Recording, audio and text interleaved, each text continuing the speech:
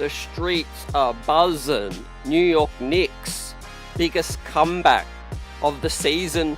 Let's break it down. Welcome in to the post game with CT and the chat as the New York Knicks, man, came from 18 points behind late in this one as Kevin Durant and the Houston Rockets offense, man, crumbled, and the Garden crowd took us home, along with Jalen Brunson, Jose Alvarado's amazing hustle, heart and energy, and Karl Anthony Towns really gave the New York Knicks a major boost, right? Just when you thought it wasn't going to be our night, the Knicks flipped the script and turned defense into offense, ladies and gentlemen.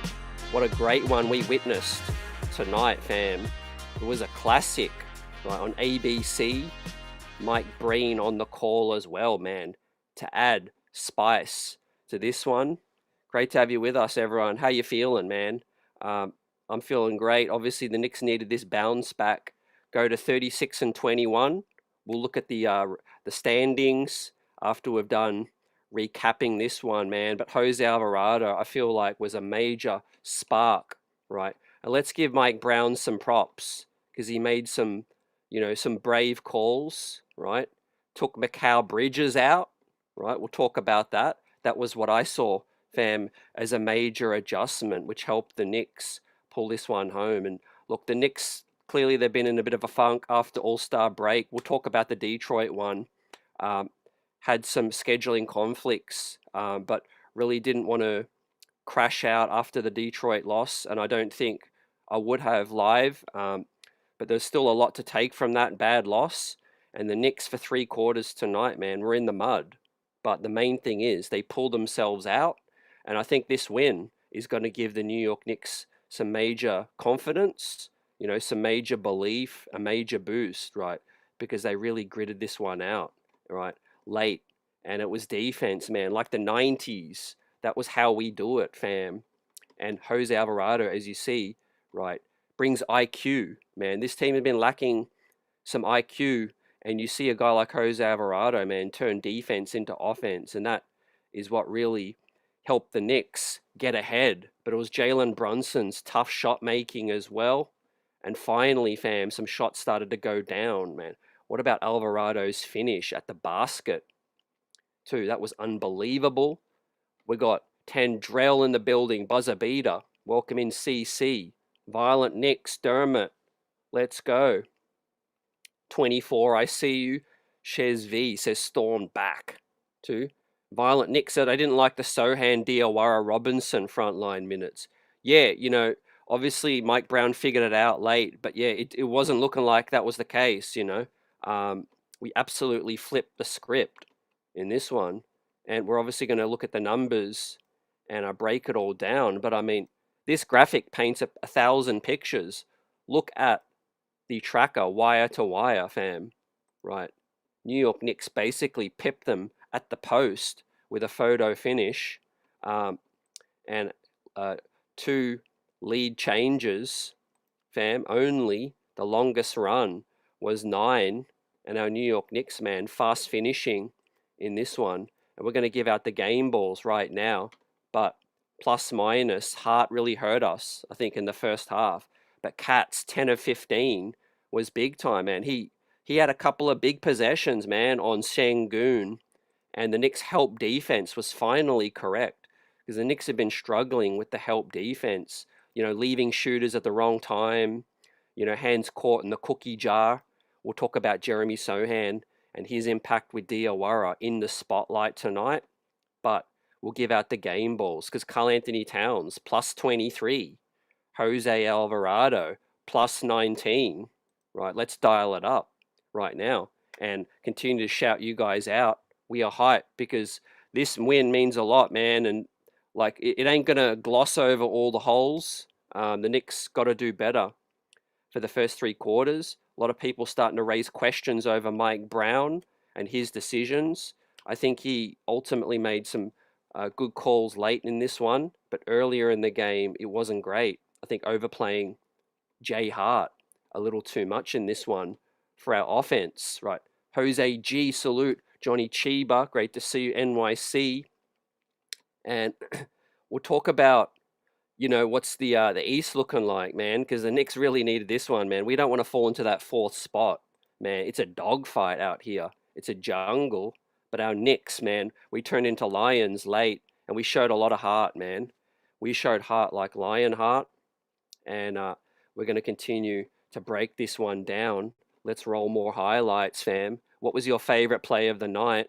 Man, look at this Jose Alvarado finish, man. That was unbelievable. Right, getting to the rack. But what about Karl Anthony Towns detonating? Right, we'll pull that basket up.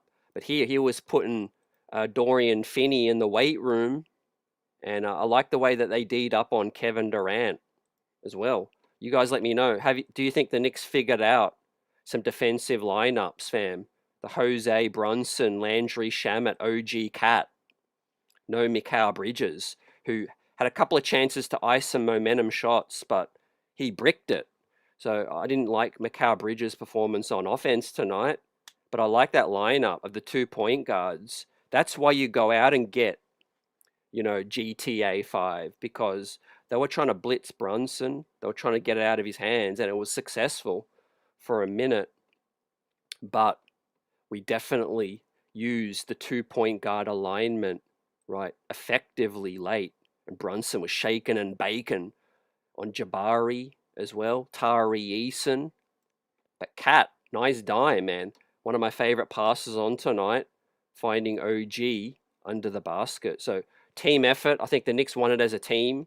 Brunson wasn't selfish, and he was basically passive, a little too passive early. But I really feel like, it was to the benefit late, because other guys were in rhythm too. Jose G says the trolls are mad. Facts. Sometimes you fall into the mud, and you got to pull yourself out. And the Knicks did it the hard way. Damn, it wasn't pretty. It was definitely gritty in this one, but I can get behind these kind of fourth quarters because it's how you finish, ladies and gentlemen. Spraying the ball around. We see GTA 5 knock down a huge three. That was big time. And look at Jose's speed. Little razzle dazzle, little scoop layup. And that was Mikal Bridges' finest moment on the night. He trailed that one to throw it back down to. We got Rusty Nail, a Pistons fan in the building, talking their smack. I like to hear the confidence. Why not be confident? At the end of the day, the Knicks tend to play better as an underdog, but we'll see how Detroit end up doing when they get to the big dance, if they get there. CC on point here. OG got busy tonight. Yeah, OG really rolled his sleeves up, fam. Much better performance compared to the Detroit performance. A little bit of sloppiness, but does this take the cake as play of the game? This actually got the crowd going, man. I think the Knicks were down 17 or 18 at this point, and Karl Anthony Towns detonating on Jabari was probably the play of the game, in my opinion, because that got things going too. You see the emotion on Cat letting that one out. And look, we all know, man, Cat got his flaws. It is what it is for this season, man. We got to get him dialed in. We've got to do a better job. We'll talk about Mike Brown tonight because, there were some things I liked tonight. There was a bit more pick and roll, pick and pop with Brunson and Cat. Still not enough, but it does look like they're cognizant. They're trying to work on, those kind of things. OG got more threes up. Some of them went down as well. I think that's critical. We all know how dangerous we can be, fam. And that's why you go out and get Alvarado, man, to change the game in the fourth. What's up, E. Harlem? Great to see you. Johnny Chiba says Jose won us the game for the Knicks, man. Can't disagree. Got to give him all the flowers in the world, man. You saw his experience. You saw his grit, determination, fighting for the city, fighting for his pride, and the hometown fans. I love it. I just, he's such an easy guy to root for, man, for so many reasons. I'm just so happy Jose's on our team, man, because he, in a war, you want him in your foxhole. You want him, to go to battle, and he's just a guy that'll do the dirty work. You know, you see him pick the pocket of Kevin Durant. That was a major play too, which we're going to continue to bring up, right? Microwave Jose too. Yep, I see you in the comment section.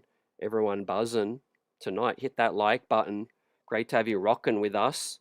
Now, what do you guys think about this tough shot as well, right? We can't not sing the praise of Jalen Brunson staring down Kevin Durant, man. Blow for blow in the Mecca.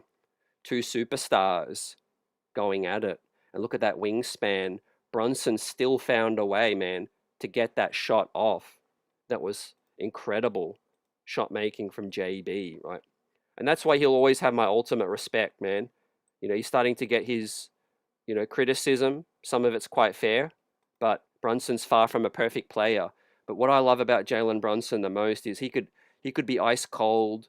He could be 5 points in the first half. He comes to play when it's, you know, when it's crunch time, man. When it's nut cracking time, JB is the guy that you still want with the ball in your hands. And we are blessed to have a player like that, man. A lot of teams got all the other gritty pieces. They just want someone to have the ball in their hands late down the stretch. Well, we got that. We got a guy down the stretch. We got a couple guys, but obviously it's the, you know, it's the team as a whole, you know, and figuring it all out. You know, it was a close game at the half, and if the Knicks had lost tonight, fam, it would have been the third quarter. The Knicks were absolutely dead coming out of halftime once again, man. It was like the Tibbs third quarter of doom all over again, but the New York Knicks turned their defense up. Mike Brown called some timeouts, and I think he grilled them, right? Because you notice when he got Jose in there, the effort to start the fourth quarter was there from the beginning. You know, the fourth quarter, I can't fault any of the effort. You know, it wasn't always great execution, but definitely the moment the third quarter ended, I kind of felt like there was some energy because there was still a chance. You know, it was around double digits, 10 points, but the Knicks weren't out of it too. That was a great possession from OG getting in that passing lane too. And here we have GTA 5, man.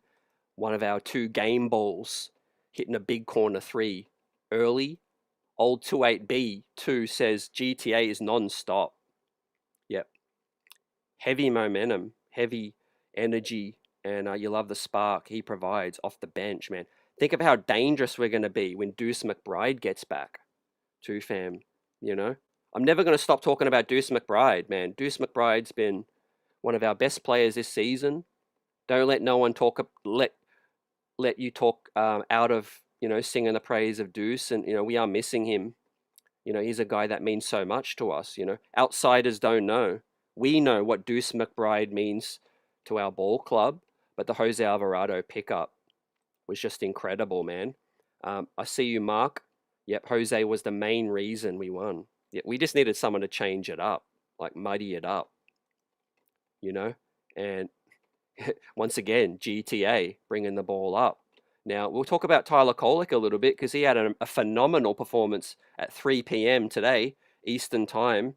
Got to the Westchester Center, County Center, got busy with 13 assists, 19 points, and then he made the trek all the way back to MSG for tonight. Didn't get any minutes, but putting in work with the G League was Tyler Kolek. He's had his minutes completely taken, right? Within reason, but I do think that, you know, these are the games where you see the impact of a Jose too. And we're going to give Cat more praise too. There was some head-scratching moments once again. The hook, complaining, not getting a good whistle. How funny was it, you know, the final possession when it looked like Cat was fouled by Şengün, man. The crowd on the baseline, basically, and courtside, you know, erupted, trying to force the referee to make that foul call on Şengün. Right, you could have called that one right there, but let's give a shout out to Landry too for knocking down the free throw. Look, that proved to be critical because Kevin Durant hit the three. Pity he couldn't hit both, but also OG hit both free throws too. That was big time. I thought the Knicks should have fouled up 4. I don't know how you guys felt. What would you have done if you were Mike Brown? They were talking about it on the call. Up 4, I think maybe you foul. You take the opportunity away for Kevin Durant to hit that 3, but the Knicks got it done, man. Maybe I just got that PTSD after Indiana. The Real Truth says Durant meltdown in the 4th. I think it was more the Rockets meltdown as well, fam. I do think the Knicks played good D on Durant, but yeah, he just couldn't hit nothing. It was a lot of tough contested shots. That's some of the best contests I've seen on a Kevin Durant, mid range. Too, they were just phenomenal contests. You know. Also, what do you guys feel about Mitchie too, having a big impact earlier in the game? Right, missed that big putback dunk, but I'm noticing a lot more movement out of Mitchie, and hopefully he can really start to hit his peak heading in towards the playoffs, because he's starting to put the ball on the deck a little bit too, and being that rim threat on offense. We need that gravity with Mitchell Robinson too. Agent Super, I see you. Great to have you with us, man. Hit that like button, subscribe, and join the buzz.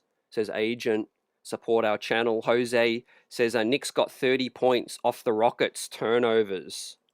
Right. Yep, you love to see it, man. Reminded me of some 90s grit too. John Harbaugh was introduced at MSG tonight too, the new Giants head coach, and he was given a huge ovation too. You love to see that too. Ben Stiller there, man. He was all of us tonight. He was giving the team energy and life. Let's look at the stats in a minute. The assists, the ball movement was good tonight against a pretty good Rockets D. Yeah, like you guys are saying, offensively on the rebounds, they killed us. They're the best offensive rebounding team in the league, man. Amen Thompson is legit, man. He's so big and long, too. Pause. But, his size and activity was key for them. Al Tango, salute to you. GTA is the man. Mark says Barkley said Towns is a nice person, but not a killer. Look, maybe we're seeing some frustration sort of come out in his play, but, it does spark some physicality, with Cat. I just think, look, it's a combination of things. Cat ain't the toughest player by any stretch, but he's getting a bad whistle, man. I think we've got to support our players, whether you're a big Cat guy or not. It's important as a Knick fan to just, understand what's happening in front of our eyes in terms of Cat's not getting featured as much as he should. I like to see him get more threes up. Brunson's not your traditional point guard.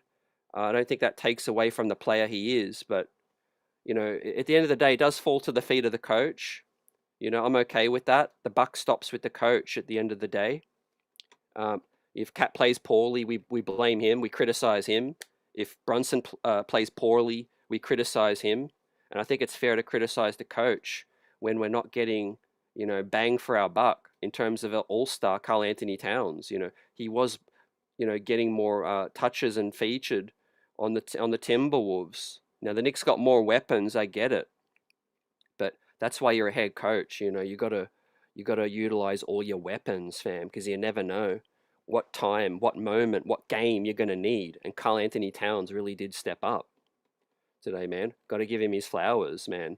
Right after a tumultuous game where people crashed out against the Pistons loss, and we'll talk about that later tonight. But really, this is all about using all of our players to their strengths. And I think, man, I'm really happy Mike Brown played Alvarado down the stretch, right? Critical of Mikal Bridges, as Jay Bird says, Bridges sucks, gave up three and ones for three first-round picks for the role player who was benched in crunch time. Yeah, look, he deserves his criticism. I do think it's come to the point where we know what Mikal Bridges is, man. He needs to be more aggressive, right? I think he's an okay player defensively, combined with our other guys. He ain't the point of attack defender that I was expecting us to be getting. He's more of that passing lanes, help defensive kind of guy. But he just has to be more aggressive on offense, man. He's a better player than this on offense. We've seen it in Phoenix. We've seen it in Brooklyn. He's too passive, in my opinion. Doesn't like contact. Doesn't take it to the rack, and I think that's all about the IQ as well, because we're good at getting teams into foul trouble, fam. Yes, we see Dylan Brooks. He's going to be out indefinitely, man, with a broken hand. So that is a key, key player going down, man, out west. But yeah, Tyler Kolek today, 19 points and 13 assists, was big time. Now back to these highlights from the end, man. Jalen Brunson freezing up. That was Jabari. No, that was Tari in that one. Right, you love to see it, and that's why you need those closers down the stretch. Cat was actually spacing the floor well there, too. So the Knicks were calling the right plays in that one. Cat was actually trying to set some screens to free up JB with better spacing in that one. Al Tango says this place is still electric. People just talking about the game. Knicks D100. Man, the crowd was our sixth man. The crowd was our sixth man tonight, but it was all because Alvarado and some big plays from Cat and hustle plays got it going, man, on a night where, Hart was down. We know Deuce McBride. Mikal Bridges was down. We had some grit. These guys got pride, man. They're never going to quit. And look, they heard boos, man, for the second game running. It was to end the third and end the half. They heard those boos, man. MSG fans going to let them know what the deal is, man. If it ain't up to standard, they're going to let the players know. But that sparked them to life. My goodness, did that spark them up, fam. What a hustle play from Alvarado in this one, saving it, hustling all the way back up. And JB with the scoop reverse. That could have been an and one as well. Knicks still get the worst whistle, man, at home. Let's call it what it is, right? How many times does Brunson get clipped while he's hitting the tough bucket? And it should have been an and one. But because he's undersized, they just don't give it to him, They don't give it to him, fam, too. Yeah, salute, fam. Puerto Rico in the house. Yep, represent. That was big time. Big time performance, man. I think this is Alvarado's statement performance, right? I know Philly, people are going to talk about the 26 points and the 8 threes, right? That was phenomenal, but that's kind of like an aberration, that's an anomaly in terms of, he's not known for offense and he ain't known for splashing 8 threes, but that's what Alvarado is known for. And that's why we traded, 2 second-round picks and Yabel Sele, who we're going to see tomorrow night. Knicks on the first of a back-to-back, too. And more hustle from Alvarado. This is probably my second favorite play of the game. Picking the pockets, high IQ. And how on earth did he finish that? Man, I was watching this live and I'm like, did that bucket go in? I didn't know it went in until Mike Breen confirmed it went in. Because I'm like, how the hell did he get that up? I was just expecting Eason to get the block on that one. But yeah, that's team defense, man. That's high IQ. Our OG held, KD in check. And that was Jose Alvarado, man, getting gritty, man. All 6 foot of him getting down low to pick that pocket of KD, right? And we had the help defense. Yeah, look, I think Emu Udoka didn't actually coach a great game for the Rockets. He took a while to bring back Şengün. When the Knicks were making their run, Şengün wasn't out there. So I don't know what the deal is with Houston.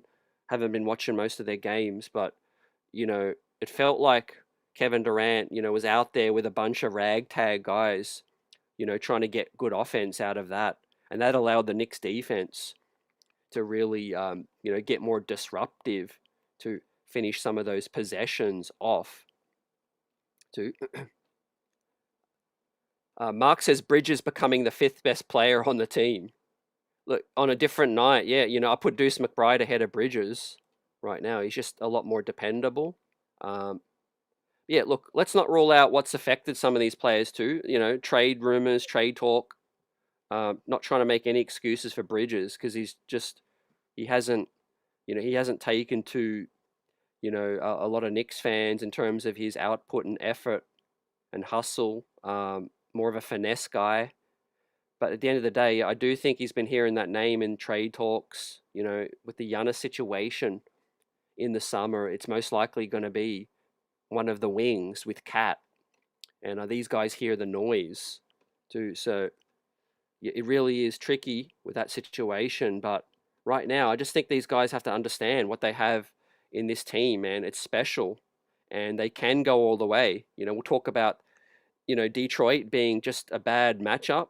That happens sometimes. Styles make fights. If you're a fight fan, boxing, UFC, if there's a certain bad matchup, but the Knicks got to make adjustments against Detroit, right?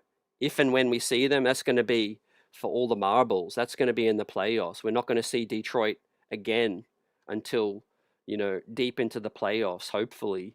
But, the Knicks at that point, they're going to have to make more adjustments to guard and slow down Cade. That's the toughest matchup that remains for the New York Knicks.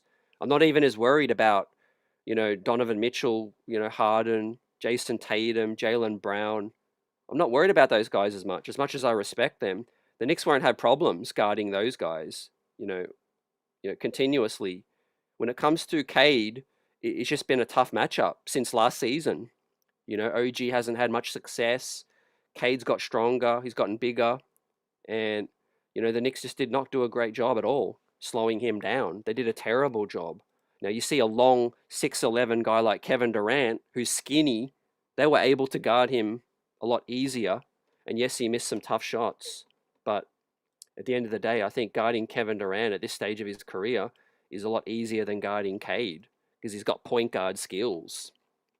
He was chopping us up. He was chopping our defense up. Now, yeah, let's talk about Sohan, right? I think he gave the Knicks a spark against Detroit, and I want to see him, against Cade. I think that's the best matchup we have. And I got to give Mike Brown some criticism for not playing Sohan on Cade earlier in that game. But also, I got to understand that, it was Sohan's first game. So, we've got to wait and see. We've got to find out, when we get to that stage against Detroit, what the matchup is going to be. But no one else can slow Cade down outside of, Sohan or OG Anunoby at his best, right? We need those guys at their best, I think, to really get to where we need to get to, fam. So, yeah, this was the start of an 8-0 run. Nice Jose Alvarado, and OG Anunoby swings it to Cat, spacing that corner out. So this is something that we can really take moving forward, guys, because I believe in Cat as a shooter, right? That's something that I'll, 100% be confident and rock with Cat in terms of as a floor spacing five. All the stuff with the offensive fouls and in the paint, getting a bad whistle, all of that's a bit, dicey.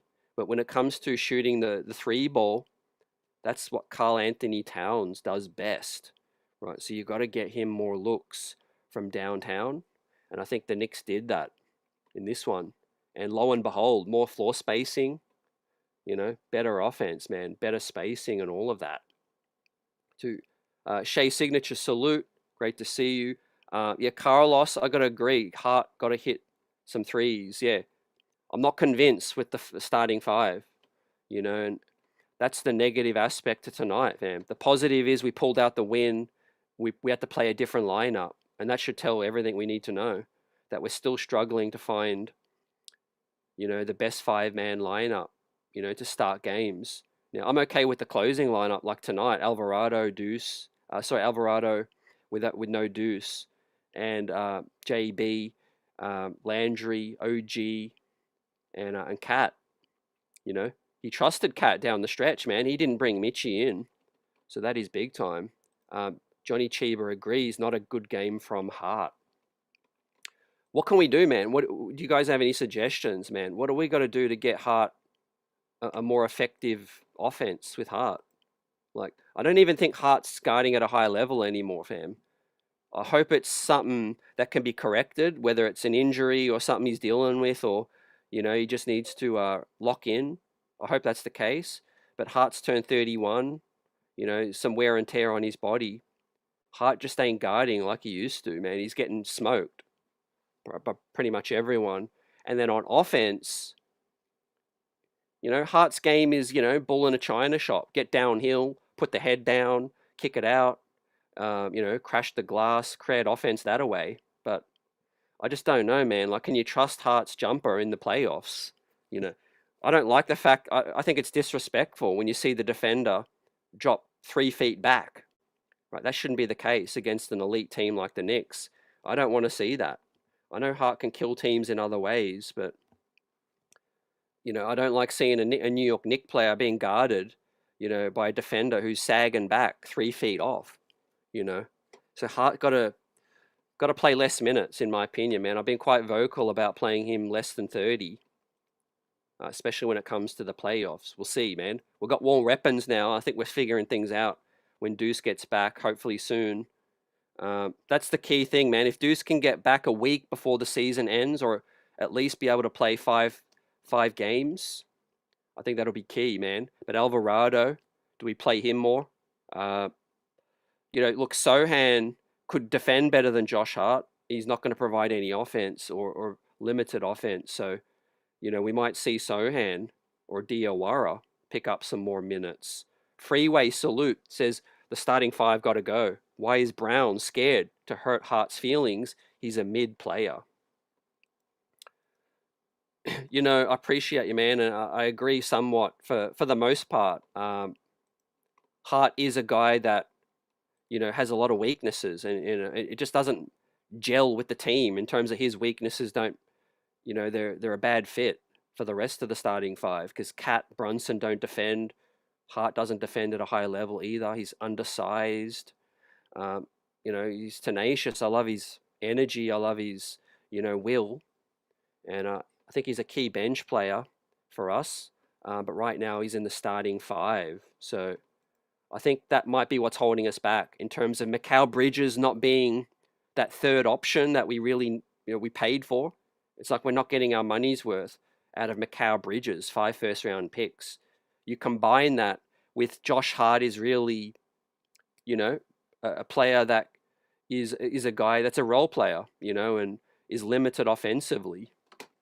So I think we've got to figure out a new starting 5. And my decision right now, if everyone's healthy, it would be Deuce McBride. I think, I've said it before. I think Hart's final year of his contract next season, and then he's got a team option. And that's the year that Deuce McBride becomes a free agent. So the team might look to the new guard. And I want to keep Deuce McBride around, man, for the future, long term. I want to lock Deuce McBride up to a long-term contract. Hart's 31, going on 32. I think his body's just starting to, to regress, fam, based on what I'm seeing. But maybe he's saving some of that energy for the postseason run. Now, interesting perspective here. Shout out to NYC Grays. Not worried about Hart. Mitch was the problem today. Both have their limitations, man, on offense. And obviously, Cat starting. And if he can play solid defense and stay out of foul trouble, he's going to definitely be the guy closing, for the floor spacing too. But yeah, he fully embraced the moment today, did Cat in this one. Mark offers a suggestion in terms of Shamet over Hart starting too. Yeah, look, Mike Brown would try that. I think he wouldn't hesitate. Yeah, it just comes down to politics, optics. Hart is a guy that, his ego was bruised when Tibbs, did some things. I think was it Tibbs and Mike Brown at times. And that Hart wants to continue to start, but he'll do whatever's best for the team. So I think we just got to make a tough call because I don't think our offense is good enough to beat elite defenses with Hart starting. We saw Detroit able to clamp us down and make it really difficult too. And it's one thing that's really underrated, guys. You got to look at it this way. If you want to criticize the Knicks defense, that's true. But if we're constantly not able to score, the other team is getting stops, and that's fueling their offense. and that's making our defense in a disadvantageous situation because they're not picking the ball out of the bucket. So I think our defense actually starts with our offense, if you really look at it, because if they're slowing us down, they're not picking the ball out of the basket, they're pushing the break, and then our defense, our transition defense, is under a ton of pressure. So really, our defense starts with scoring. You know, if you can slow the Knicks offense down, that's how you can really beat us, because we don't like it, man, when teams are pushing it. You know, Indiana, I mean, we don't even want to talk about that game, but Indiana's role players beat us, man, just by pushing the tempo, you know, playing a 200-meter track meet. NYC says here, Mitchie was a -21. Too much focus on offense and not enough on D and rebounding, right? Mitch has afforded some slack, in my opinion. But yeah, he's critical to our defense. You know, we were getting killed on the glass. We'll look at the stats in a minute. D Grant, salute. What do you think about the Pistons? You know, the Knicks got to go through them to get to the finals. Yep, 100%. I think they are the favorites, which I think could play in our favor. Clearly, you know, they've deserved the 3 wins. I don't think that's a reflection of the Knicks not able to beat them in the postseason.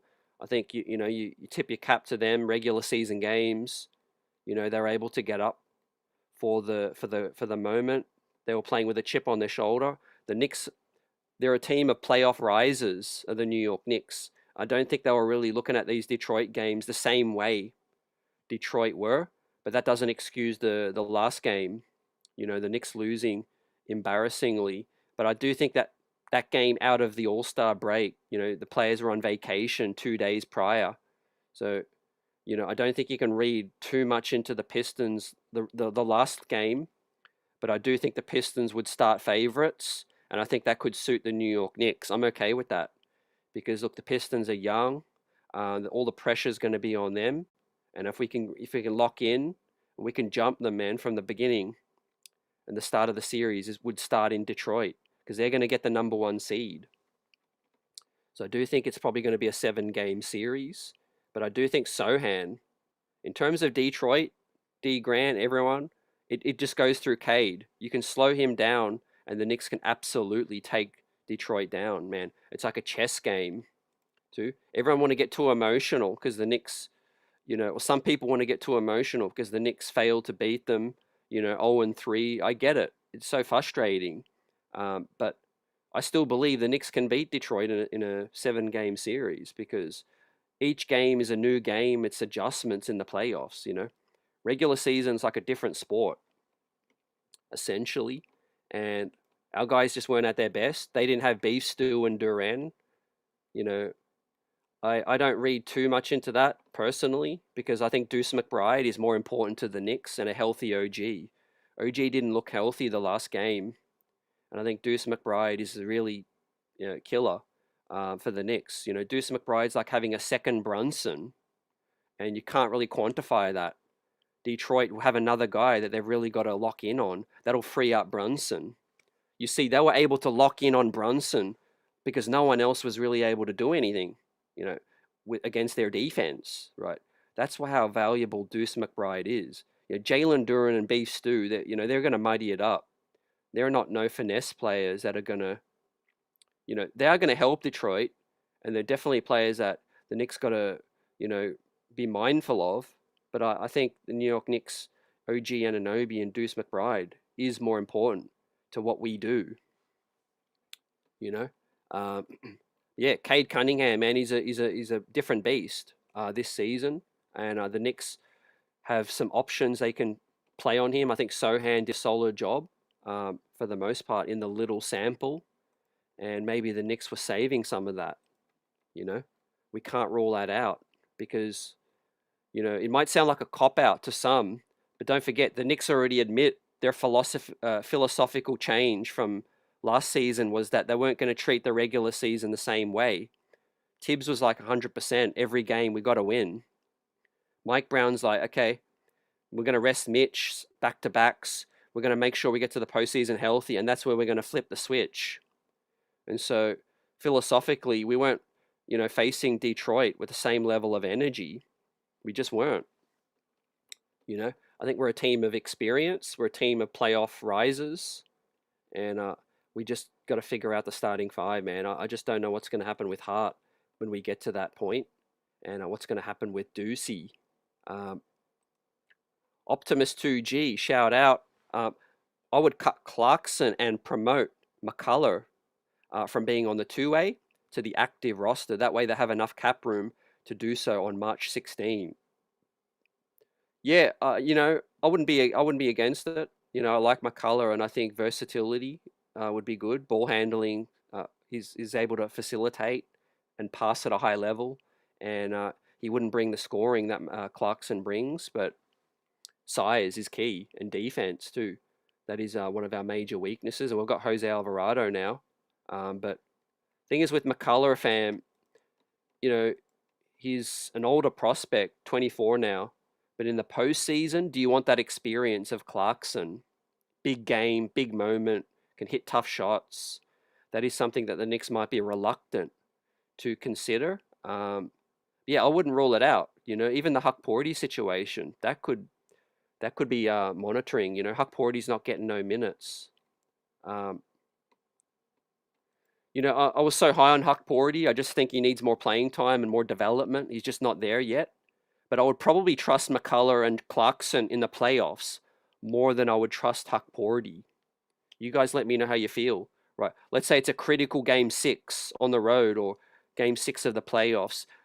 Cat and Mitch in foul trouble, or one of them's injured, and you got to put Huck Porty out there. Are you really going to trust him? Are you really going to trust Huck Porty in a playoff game, man? I have my doubts. And so he might be the guy we cut, and maybe we bring in another big man. That could be something to consider as well, too. The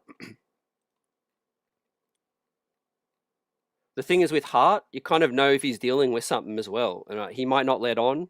So yeah, Hart has his bounce back performances. Not saying he's not going to come good or bounce back. I'm just saying from a schematic standpoint that you got to give respect to other teams, coaches, and scouts. They pick apart. Their job is to watch the Knicks and pick apart whatever weakness that they can possibly find. And we can't doubt that Josh Hart on offense is one of our weaknesses. So they are going to try to pick that apart. And we've got to do, if we are going to play Hart with the starting five, we have to do a better job at running better offense. Just plain and simple. Hart has to play a lot better as well, too. Now, everyone was giddy that he's shooting 40% from downtown and all of that. I get it, I just don't know if that was going to continue to happen and how sustainable that is going to be. Thing is, we've got options and weapons now. But yeah, I just think it's a natural swap. Deuce for Hart. We can play a lot faster as well. I think that's key. I do think Hart's hesitation hurts us, especially in transition. Glenn Jones, salute. I just don't know what to think of this team. Bad loss against Detroit and a great comeback. What really are we? We're a great team still. Don't let no regular season loss, take you out from sort of the belief that this team is a great team. We are just simply a team that has weaknesses. Teams are trying to exploit those weaknesses, and we have to do a lot better at making those adjustments.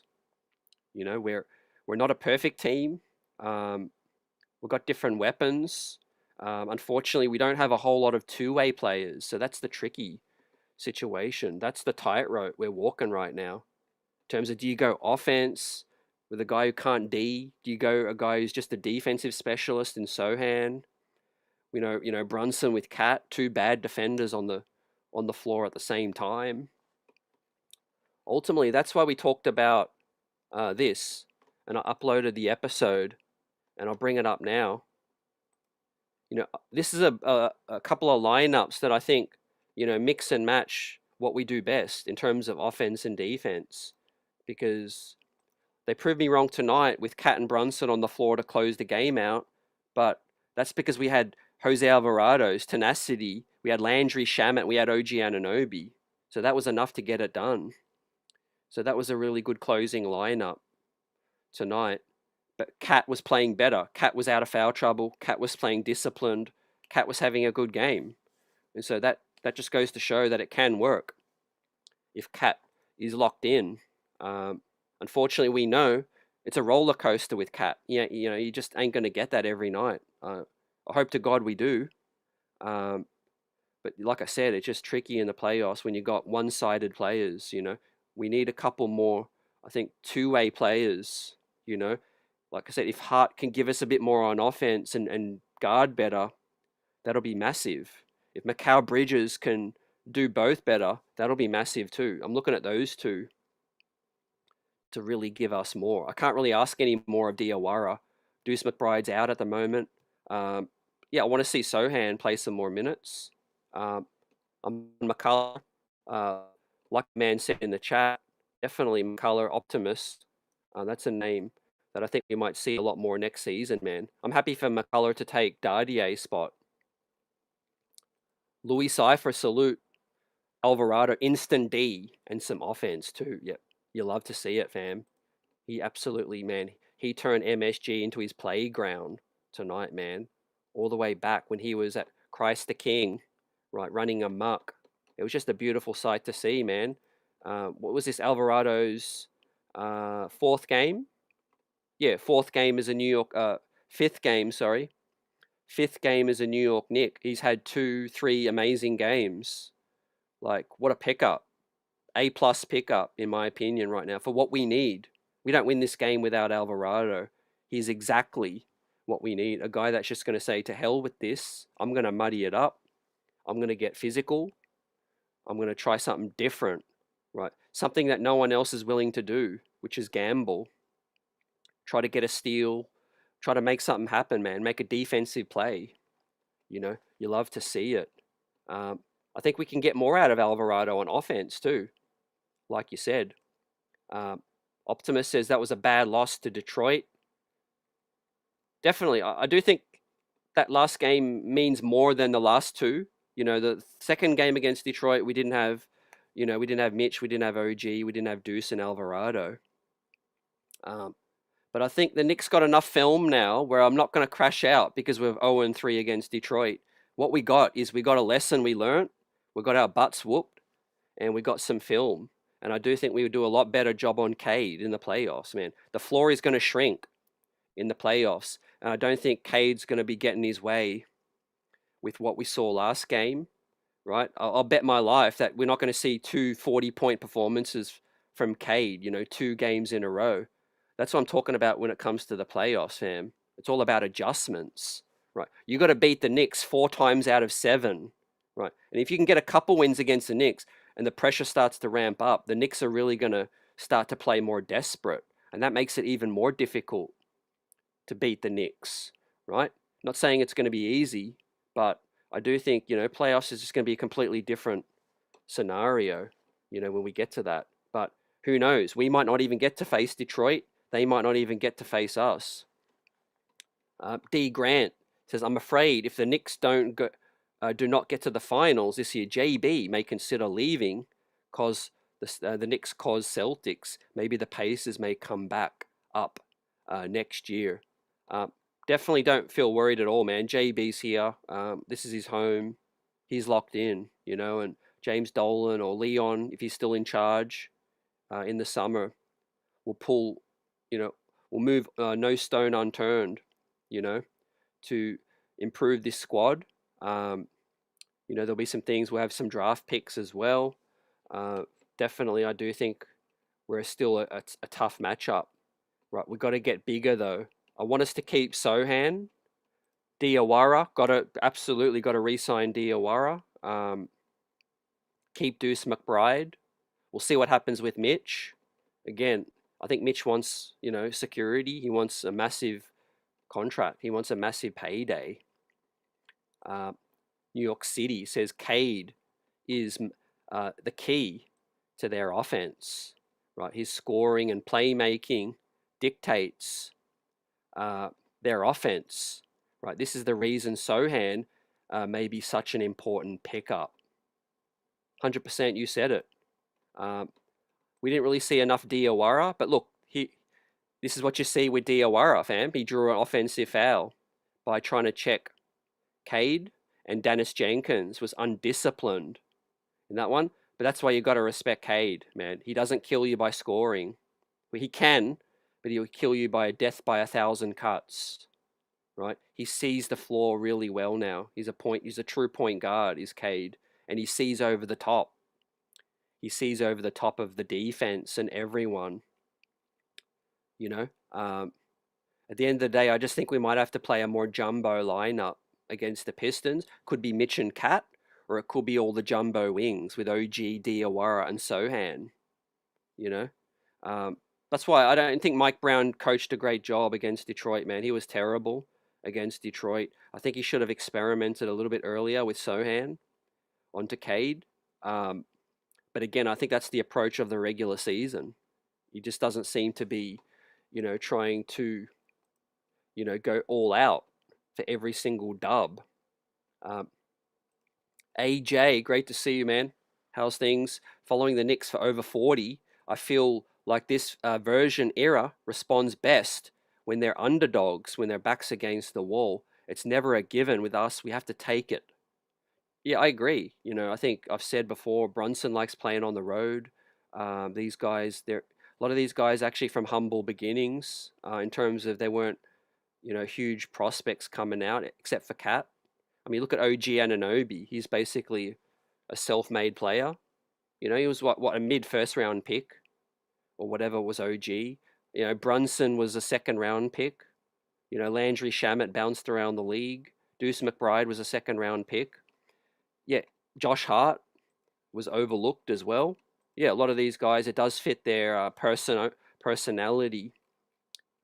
That's why I do think the playoffs will suit us. We are playoff risers, and we'll be able to focus on the task at hand. Every game, the same opponent.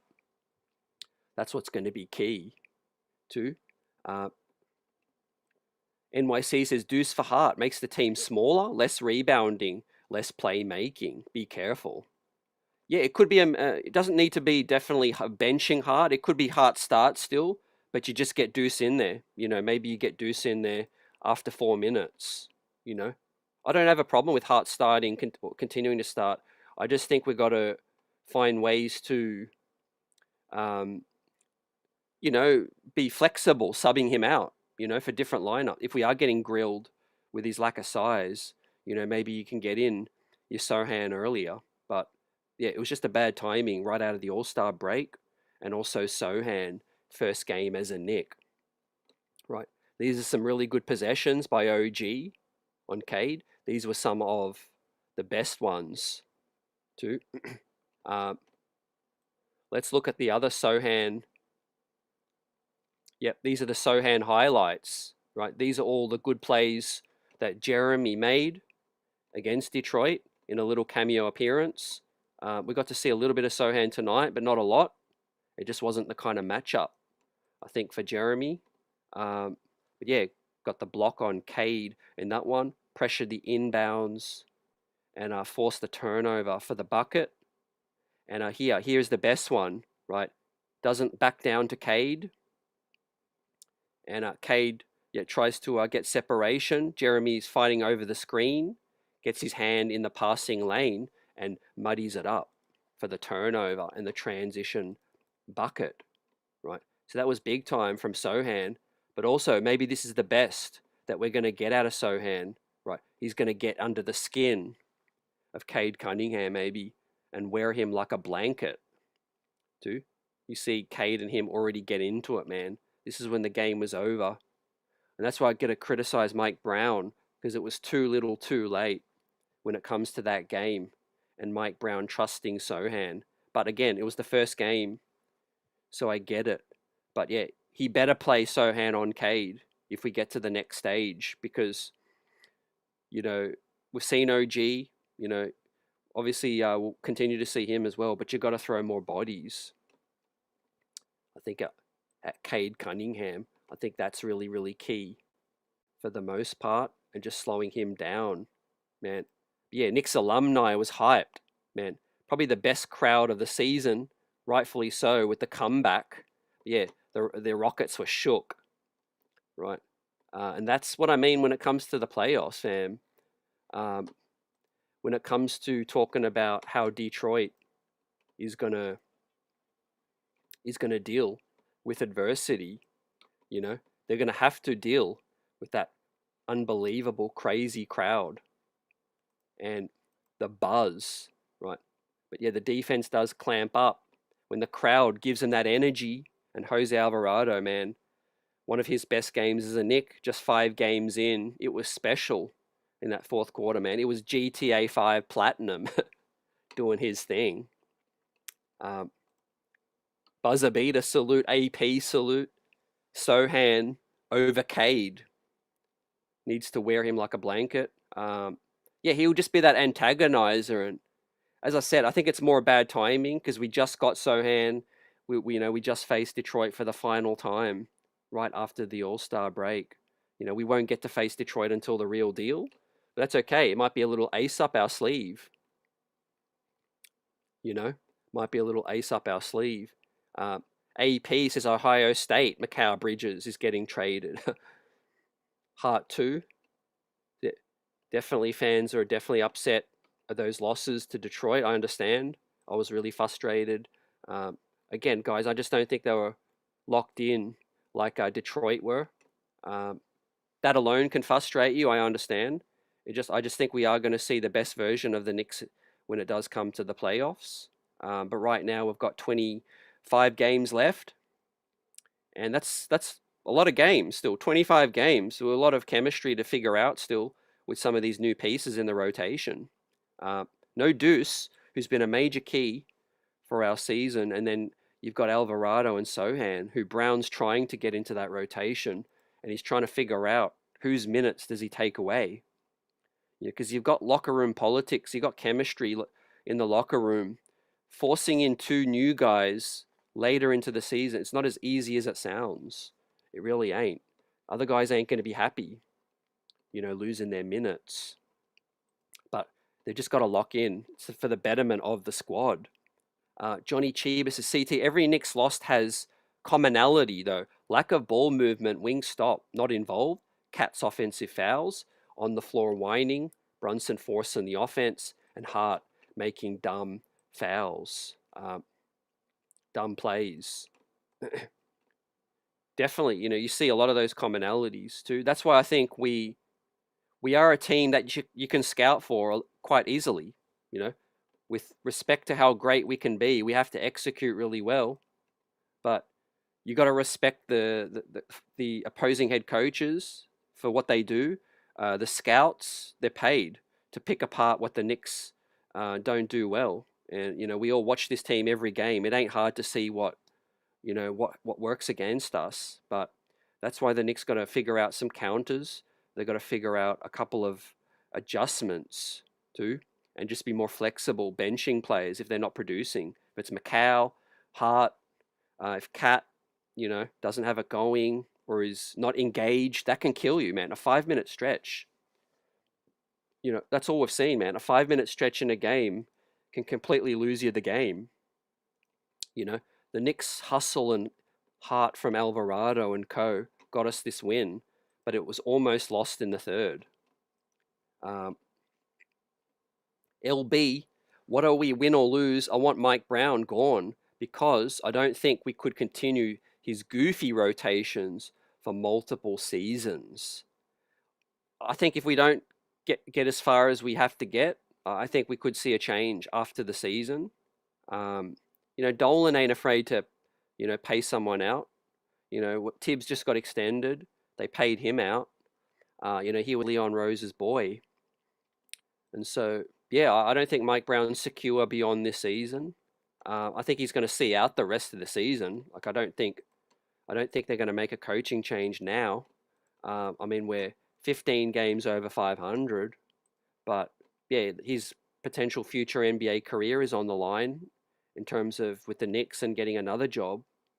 This is the best roster Mike Brown's ever had. If he can't get this team functioning to its best, then he ain't going to get a better job than this one, man. That said, like, there is some locker room tricky situations, with guys wanting more touches, and we know Cat, his effort can fluctuate, if he ain't getting those touches. But, truly, man, the buck stops with Brown and JB, the point guard.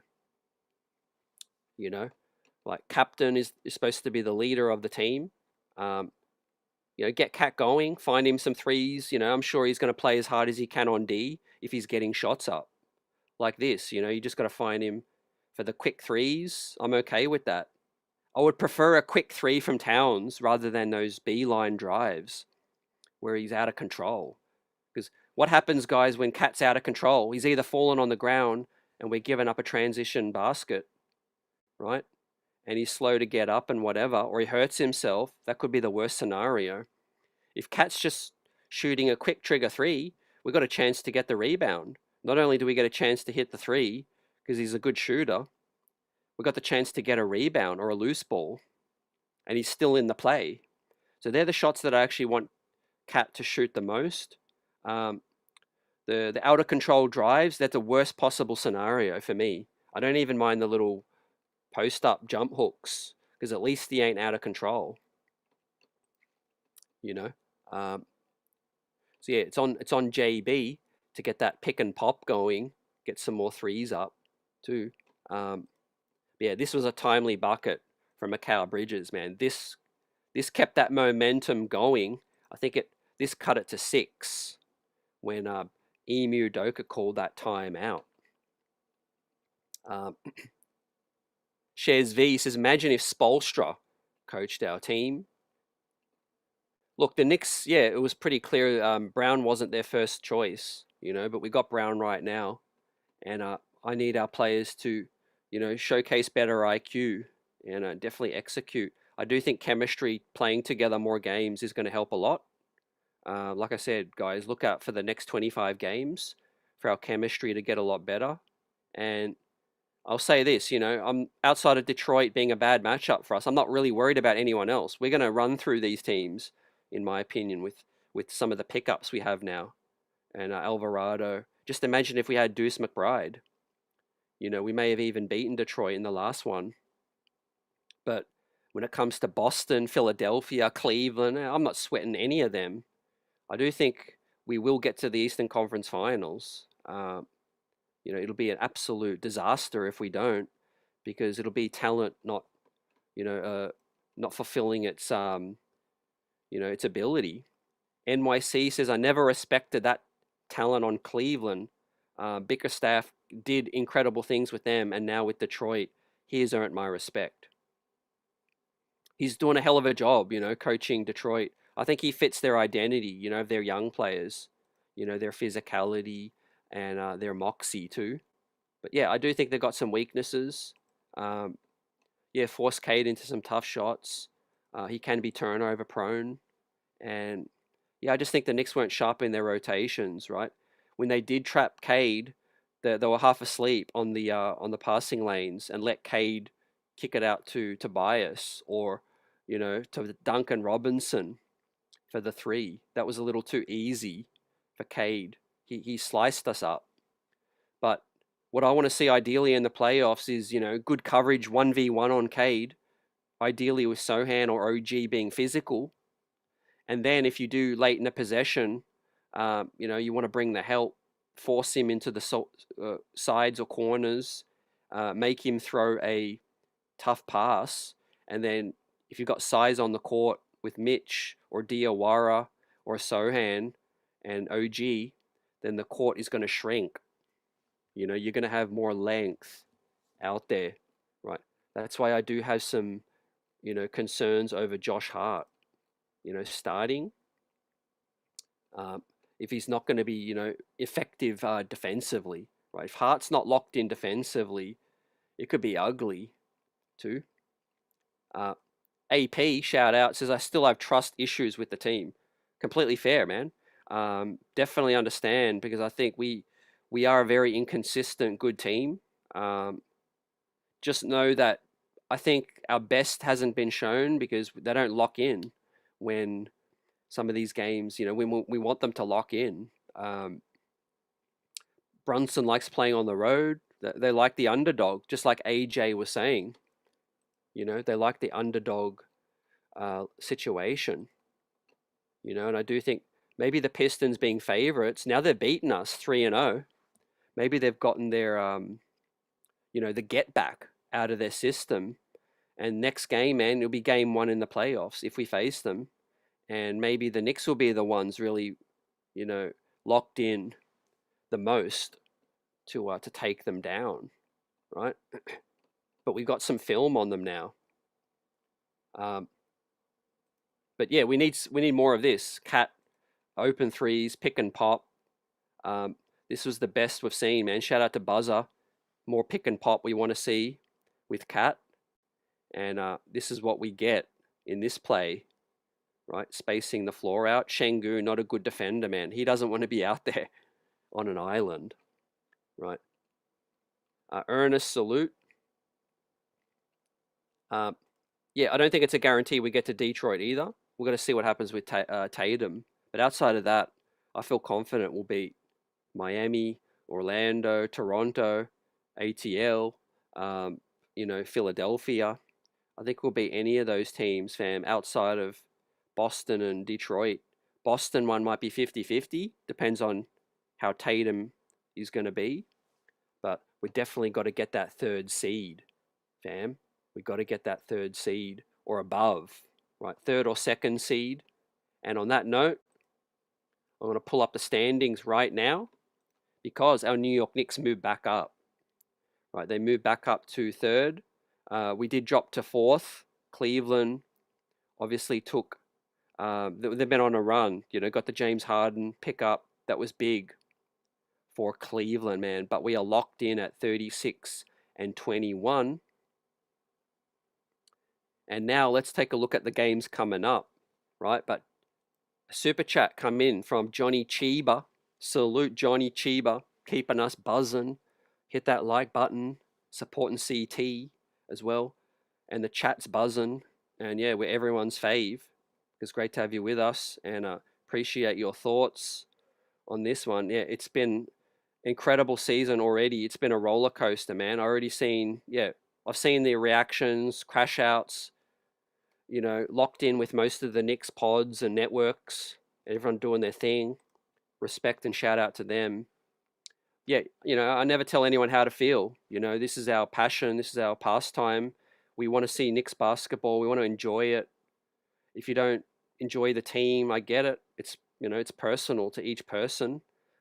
This team ain't perfect, but I really like the pickups of Alvarado and Sohan. And for me, that swung it more towards what I want to see.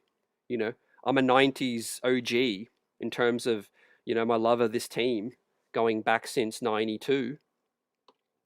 And I fell in love with the grit, the hustle, John Starks, Patrick Ewing, Anthony Mason, rest in peace, Charles Oakley, Derek Harper, Hubert Davis, Marcus Camby, LJ, Allen Houston, Spreewell, and the list goes on and on and on.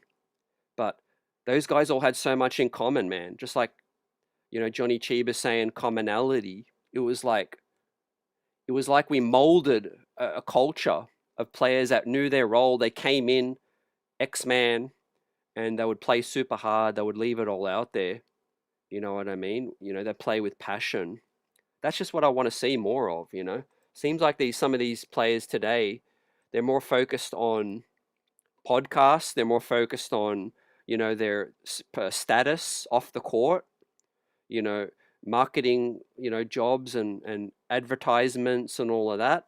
I get it. It's a new age. But I just want to see some aggro on the court. I want to see like you give a damn.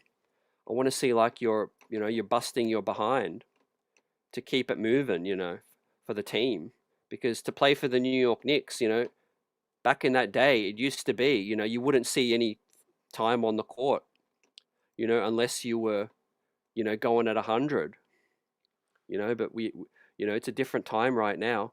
But again, the Alvarado, Jeremy Sohan pickup, more of that blue collar, more of that. Right? We need more of that, right? OG Anunoby, I know he's frustrating at times, but the guy is carrying a lot of the heavy lifting in terms of defense, on a team with Brunson and Cat. I mean, Imagine OG Anunoby on the Houston Rockets. Imagine OG Anunoby on a really good defensive team already, like the San Antonio Spurs. Yet he would be even more elite. But on our team, he might not even get the praise he deserves because there's so many other weaknesses defensively. He has to make up for a lot of that. But OG Anunoby, number 8, man, he reps that, I think, strong because OG could have played in the 90s, I think. And, he's so important to our team. The last game, he wasn't himself, dealing with the toe. Old 28B2 says Anthony Mace, aka Best Kept Secret. Rest in peace. Yeah, he was a Swiss Army knife before the Swiss Army knife too, fam. But yeah, he would lay some wood, and he had a little mid range too. He had the soft touch too. Great throwback, and I definitely played hard, man, every single night. And that's why the Knicks had such consistency over the 90s, over the years, because, they would have that mentality where they knew what got them into the league and they stay true to that, Um, Whopper, Jose, as we see here, splashing the 3 ball. But what has kept Jose Alvarado in the league, man, he's stayed true to that. And I think his game's going to go to another level with the New York Knicks. I really think he's going to be arguably the pickup of the deadline, man. He's already getting so much of the shine nationally with this game on ESPN. People saying, yep, Jose Alvarado was such a Knicks pickup, all of that. Trust me, man, once we get to the playoffs, it's going to go to another level in terms of what people see with Jose Alvarado. You know what I mean? I think he was just made for this team. He was made for, this team that we need his skill set, the way he fits, right? And a player with his skill set on a losing team like the Pelicans, yeah, you don't appreciate that as much. You put him on a team that's winning, and you see also how much of a difference he really is. Yeah, AJ, at the end of the day, when you play for the Knicks, you're playing for the city. Facts, you represent your whole family. Legends are made here. You'd be part of Knicks, once a Knick, always a Knick. Knicks alumni, man, with respect as well. You're part of a club, a legit club, You look at, Stephon Marbury, the way LJ, Houston, Spree, you look at the way they're, looked after right now as well. John Starks, Patrick, back with the organization. Too. You love to see it. And yeah, I hope Jose Alvarado can retire as a Knick, fam. What I mean by these next 25 games, fam, as I get to the next super chat from AP, gotten us buzzing. 25 games left, man, and we're not going to see Deuce McBride with Alvarado until late in the season. But my God, Alvarado with Deuce McBride, man, I'll stay up all night just to watch that, whatever it takes. Fam, I would get up in the middle of the night if I had to watch, Jose Alvarado, Deuce McBride minutes. So I think you talk about identity and maybe a point of difference that our team could be looking for against physical teams like Detroit. We need more guys playing like that, guys together like Deuce and Alvarado, who can mix it up and fight through every screen and play physical. Dude, they're going to be a menace, right? AP, appreciate you once again, Johnny Chiba and everyone in the building tonight for your contributions. But AP got us buzzing. I believe we are better than Detroit. I just feel like there are guys too overconfident, like Stallone in Rocky 3 and Clubber. Lang knocked him out. Respect the enemy. Great job, CT. Season 3 or 4 for me. Respect to you, and yeah, blessings, peace, love, and yeah, I love Rocky, man. You definitely hit with that. One of my favorite franchises, movies. Yeah, and great message you put in terms of overconfidence. That's why I said, like, you got to respect the game, respect the opponent, like you say. the Knicks, former Knicks in the 90s, they wouldn't take nothing for granted, you know. If they were to lose the ball game, they would make sure they wouldn't lose the fight. You know what I mean? And if they lost the ball game, they would, go down swinging, you know. And so that's why I think this team, like I said, it ain't perfect. It's definitely a lot more skill than the 90s team. That could end up being the reason we end up lifting the championship trophy, fam. Do we have that hunger? Do we have that IQ, the focus? Like Optimus says here, Pistons are hungry. That's the thing, man. Hunger can take you a long way. Just like my guy AP says with Clubber Lang, man. He was hungry, man. He hadn't eaten in weeks. And he was coming for Rocky's head, too. So that's why I think Jose Alvarado, man, is a culture guy in the locker room. He's going to be a guy that wakes people up, too, man. This is a guy who had to fight for his job in the league. Christ the King understands the Knicks as a Knicks fan, family as Knicks fans coming up. Jose will wake these people up in the locker room, I think, fam, if they ever, slack off. Because, with his play, he leads by example, like tonight. I think the buck stops, though, ultimately, and this is where things could swing either way, is the coaching, right? I really believe coaching is the difference when it comes to the playoffs, because everyone's got good teams at that point, man. You made the playoffs, you're deep into the playoffs. It's like a chessboard. Everyone's got the pieces, the same pieces, the kings, the queens, all of that. I'm not the best chess player, but you get what I mean, man. And how you use those pieces, the coaches putting people in the spots and all of that, that's going to be the end of winning and losing, at the end of the day. And I really think we could have got to the finals last season. Unfortunately, Tibbs just couldn't, he pushed a couple of right buttons, but, he was a little slow with some of the adjustments against Indy, right? But styles make fights, man. It was yin and yang. Our style with Tibbs versus Indiana was such a different style, man. It was like oil and water in terms of, the way they mixed. Indy just wanted to run. The Knicks wanted to slow it down and grind it down. But yeah, a Detroit series, man. Sign me up right now. I'm ready for it. But we've got 25 games, and we've got more things to, integrate, right? We might make another move, but if not, we're going to see some fits with Sohan minutes, right? I want to see this bench unit with Alvarado, with Deuce McBride as well. Now, we hit the road, Jack, because we got Houston out of the way. We got the big win tonight. We got Chi-Town tomorrow, man, 8 p.m. tip. Then we've got Cleveland. Then we've got a couple days, so we can get some more practice in. That's a good thing. Then we've got Milwaukee, right? Giannis might play. I think, actually, no, Giannis will still be out, I think, with the calf. But they got Cam Thomas now, who's playing well. And then we've got to go to the Alamo, San Antonio. Actually, no, we've faced San Antonio already in San Antonio. This one is at Madison Square Garden, ABC, 1 p.m. tip on the 1st of March, right? That is going to be a massive game. Victor Wembanyama going to come for revenge at MSG. Then we've got the Raptors, OKC, the Nuggets. West Coast trip starts with the Nuggets, Lakers, Clippers, Utah, Indiana. Okay. March could be looking tricky. I like the Spurs at home, though. I like our chances still. The Raptors, we've beaten them on the road. I think that'll be very winnable. And then the Nuggets, Lakers, Clippers, Utah, Indiana. I think we can definitely win 3 or 4 out of those. Golden State, Indiana, back at home.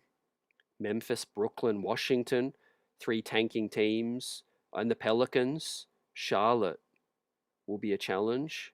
OKC and Houston.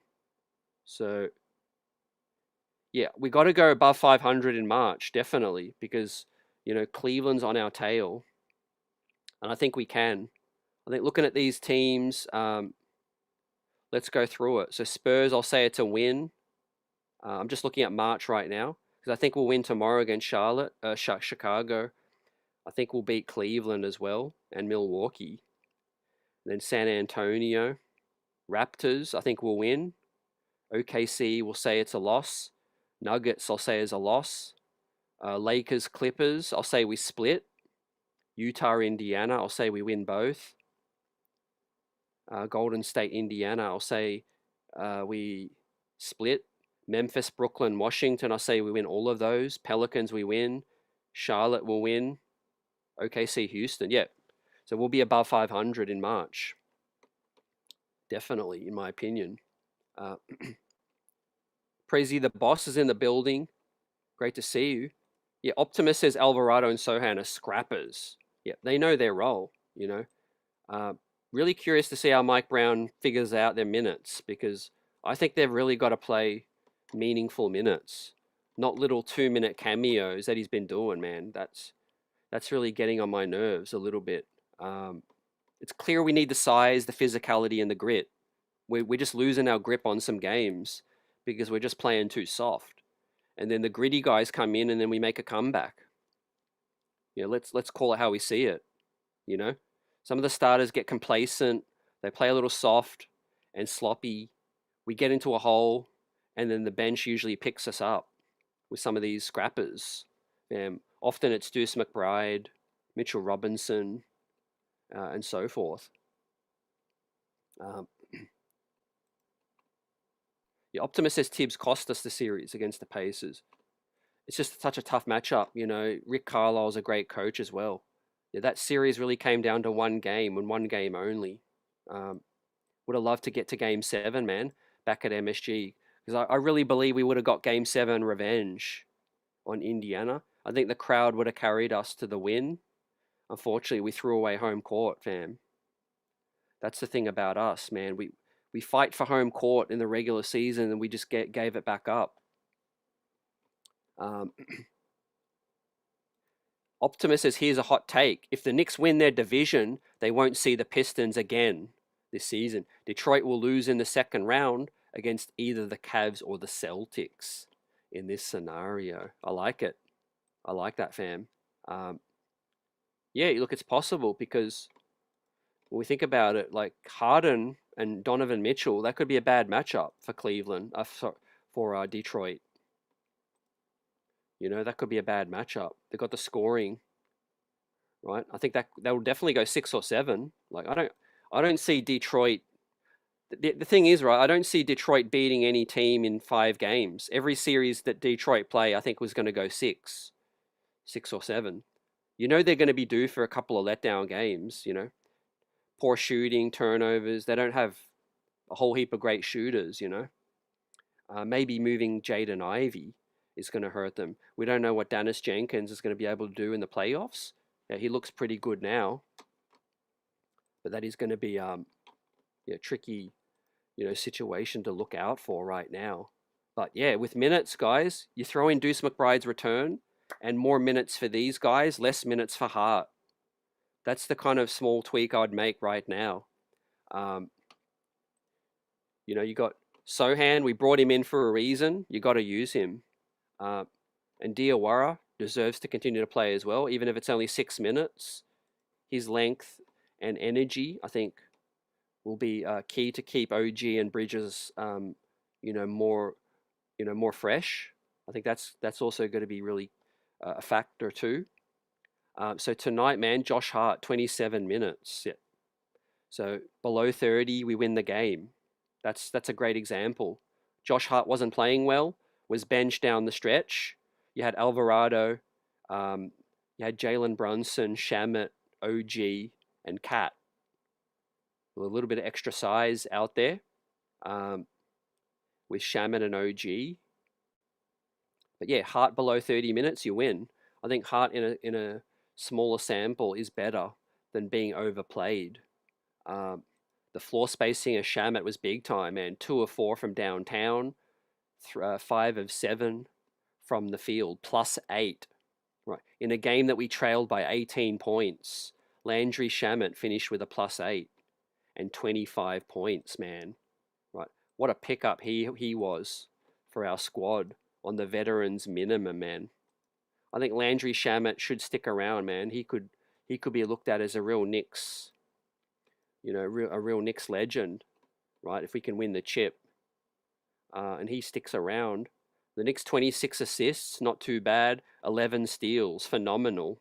Only 11 turnovers, forcing Houston's to 19 turnover. Shot 50% from the field, 38 from downtown, not bad. But 87% from the free throw, excellent. Fast breaks, 23 points, man, off fast break points. 15 second chance points. Absolutely huge, man. Holding the Rockets to just 106. So, big time effort on the defense tonight. Stepping it up late. Alvarado, plus 19. Cat, plus 23. Great performances, man, from those two, right? Shout out to our Knicks Latinas. Shout out. Dominican, stand up. And Puerto Rico, stand up. Optimus says, let's be real. Does Duncan Robinson scare anyone? Definitely not. But he's going to have 1 or 2 games that he shoots, lights out. That's the thing. And just his movement, creates shiftiness. That's why we need Landry so much. Just the movement is big time. Yeah. I don't know if the analogy for Clubber is even better, because was Clubber from Detroit? I think Clubber Lang in the movie was from Detroit, wasn't he? AJ says facts. Eye of the Tiger. Clubber Lang reminded me more of him than Rocky in Rocky 3. Yes, Pistons similar. Hungry, grit. He scouted Rocky. Yeah, he knew where he could pick him apart. That's what kind of Bickerstaff's been doing, with this Knicks squad. But that's why I think we kind of changed our identity slightly by getting an Alvarado and Jeremy Sohan. Mike Brown just hasn't had enough time yet to fully integrate them as much. But you see tonight, Alvarado wins us the game. No, we don't win the game without Alvarado pre-deadline, because we never had a dude like this that just picks up dudes full court, can space the floor out as well. You see here, he's enough of a three-point threat where Dorian Finney-Smith doesn't even come to help. Look at this possession. He just lets Jabari stay on an island with JB. Dorian Finney-Smith doesn't even come to help, because Alvarado can legitimately knock it down. If that would have been Deuce McBride, most likely, if he was fit. And you're definitely not, leaving him open either. And then, Cat on a wing. Yep, that was good. He was able to punish the wing. That, dealing with the physicality, that could have been an and one as well. This comes back to IQ as well, like I said, because everyone knows Kevin Durant is going to rescue the game for them. Alvarado knows it. He's played enough games. He's played enough NBA minutes to read the play. Right. That's what this team has been missing for a while, guys. You must be able to read the play, what's unfolding, and see it before it happens. The greats, LeBron James, Kobe, those guys, the legends, see the play before it's happening. Sometimes you get that from role players, but it comes with experience. Jose Alvarado, been in this situation before, quickly slips, avoids the screen, and then comes for the quick help. Man, he's rapid as well, head in the game, man. OG's probably thinking, yes, man, I got a guy that can help me.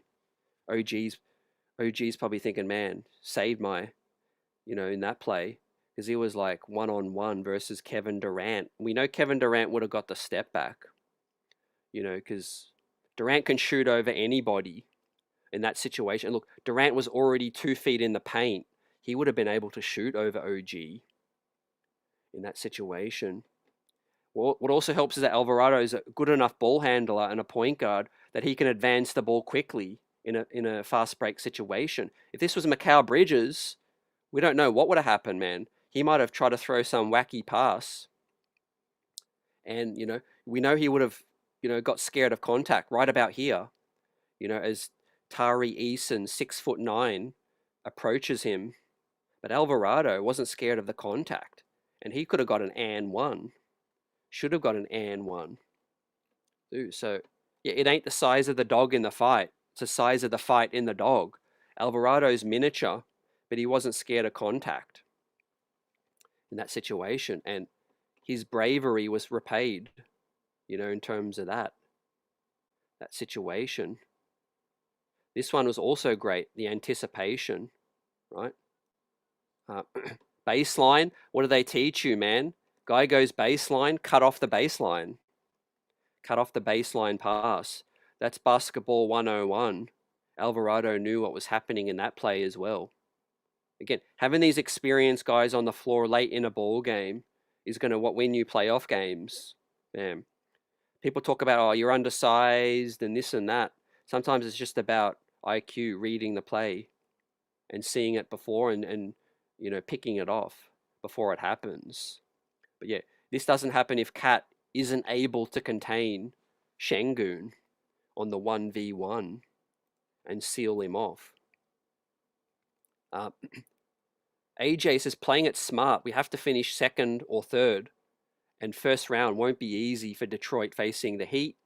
Orlando, yeah, they'll be physical, man. Man, sign me up for that series too. Even, let's not forget about the Raptors, fam. What do we say in the playoffs? Raptors fans, they're going to be crazy up there in the 6. Air Canada Center, they get crazy up there. And that's going to be a great series, whoever the Raptors can face. Let me bring up the standings again, fam. So where are the Raptors? The Raptors in 5. So, yeah, let's say things stay the same. We finish 3rd, Celtics 2nd, Pistons 1st. I think more likely than not, the Cavaliers are going to stay in 4th. They've got separation, but that'll mean a 4-5 Raptors Cavaliers. Maybe the winner of that, yeah, will get the Pistons in the second round. Yeah, sign me up for a Miami Heat Celtics one, or even an Orlando Celtics, right? If Jason Tatum wants to come back, okay, go up against Paolo and Franz with Jalen Suggs and that, Desmond Bain getting crazy. And then, yeah, Sixers will end up facing the New York Knicks. I don't mind that at all, right? We've sent them packing already. I think that's a series that won't be as physical because Maxey, VJ Edgecombe, that'll be more like last season's Indiana series, where it'll be, up and down track meet with Maxey and VJ. Because I don't think Joel Embiid is going to, he ain't healthy right now, let alone when we get to the playoffs. Joel Embiid's going to be on one leg. He ain't going to be able to survive a tough 6-7 game series, I think, at a high speed. So I do think with that Sixers series, it's going to, be more advantageous to the Knicks, I think, to play the Sixers.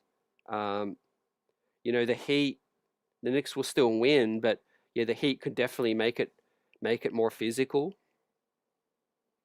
And Orlando too, as well, fam.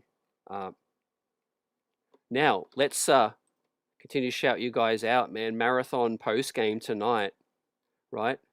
Defensive Player of the Year. Let's take a look at who took Defensive Player of the Game, right? We've got some reaction, some more highlights too. And Alvarado getting love from MSG and his hometown crowd, man. Imagine what that must feel like, man, being a Knicks fan, your brother, your family's a Knicks fan. There he is, dapping up J.R. Smith. The Garden Faithful showing their love, right, to one of their own. In this one, absolute hype for Jose. GTA 5, it was his 5th game as a New York Knick tonight. Tim Thomas, there in the building. Vaughn Allen says, Jose, Jose, Jose, Jose. And Definitely, man. What a finish in this one, man. So he had a killer game against Philly, Garden Classic comeback against a playoff team in the Rockets, right? He sliced the Boston Celtics up in his debut, right, against Jaylen Brown, embarrassed him as well. What a start to his Knicks career, fam. 3 amazing games out of 5. And then obviously the Detroit game, and then his first game at the Garden was a loss to Indiana. That was a letdown game. And then obviously the Detroit game, he didn't have as much impact. But I think a lot of that was Mike Brown rotations. And I think the next 25 games are key. And the good thing is we are going to get a lot of tests coming up. OKC, Spurs, it's going to be a nice, gear up for the playoffs. We just got to stay healthy. And of course, not only is your player of the game with Cat, but defensive player of the game is GTA Jose Alvarado, fam. Nice to see Jeremy Sohan, McCullough, Trey Jemison, and Pacome. You see Deuce McBride there as well, fam, for the good vibes. Cat feeling it too, had a good game. Did Carl Anthony Towns. You see this poster here? Alvarado's like, geesh, McHale up there in the nosebleed. Big hustle play from Mikal Bridges. And I do think we're going to get more of this from Bridges in the playoffs. I believe whatever is holding Mikal Bridges back has a lot to do with his streak. Some people might disagree. I think he goes harder in the playoffs. We've seen it before. He wants to stay healthy, I think, and he does duck contact and do it fade away, do these frustrating things. But I think Mikal Bridges does turn it up in the playoffs. We've seen it before. We don't beat Boston without him. So I think if he can turn it up, that could be like a different boost.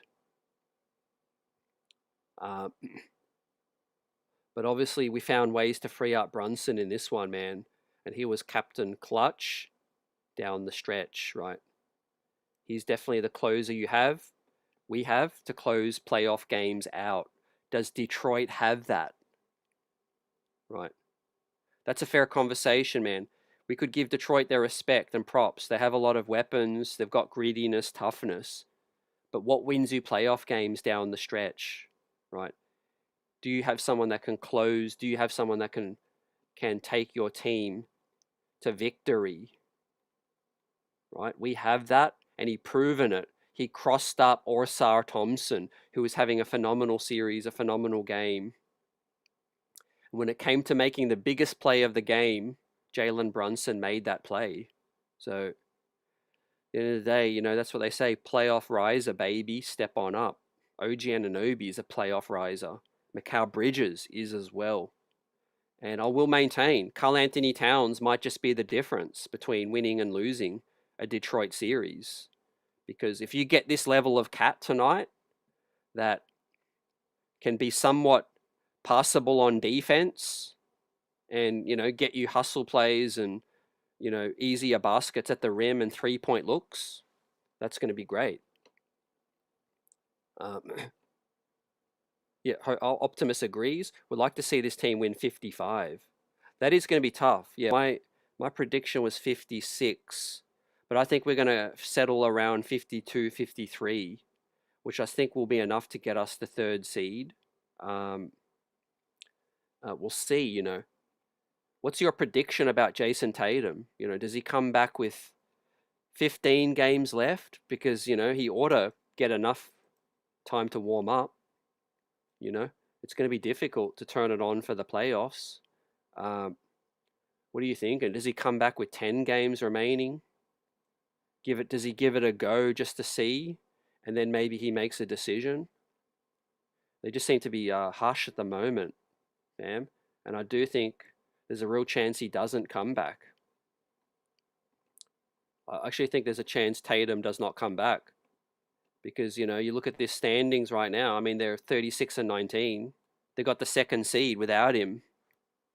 If it jeopardizes his health, maybe they they wrap it up for the year until next year, and come back again. Still 50-50, I think, for what I feel. Optimus says prediction for Tatum, pain. Like that one, man. Shout out to Clubber. Vaughn says, I think he should take his time. Definitely, he's got such a long career ahead. It really is obviously something, I think, holding him back. Otherwise, I think he would have got back already. But yeah, love it, Optimus, man. Yeah, look, Orlando, that'll be a tough series for them, man. You don't want to be rushing back into a physical playoff series like that, man. Even Philly might fall down to 7. Philly is 6 right now. It could be a Philly Celtics series where it's a maxi track meet with VJ. Dude, Optimus says Tatum is an absolute fool if he comes back. Yeah, they'll have definitely got clearance, with the medical team and all that. But yeah, it's just all about, like, you're not going to have enough time to really ramp up. Like, playoff ball is just so intense, man. It's like, it's the highest level of these great, great athletes that are the best athletes, some of the best athletes in the world, all it takes is a little slip, a tweak, and it could be a disaster, man, waiting to happen. So we'll see, man. But look, I fancy us against Boston. We embarrassed them last game.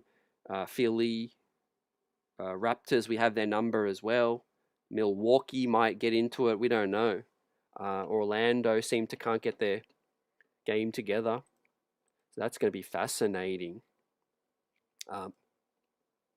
Vaughn Allen says, CT, if the Knicks meet Detroit in the Eastern Conference Finals, what's your recipe for beating them?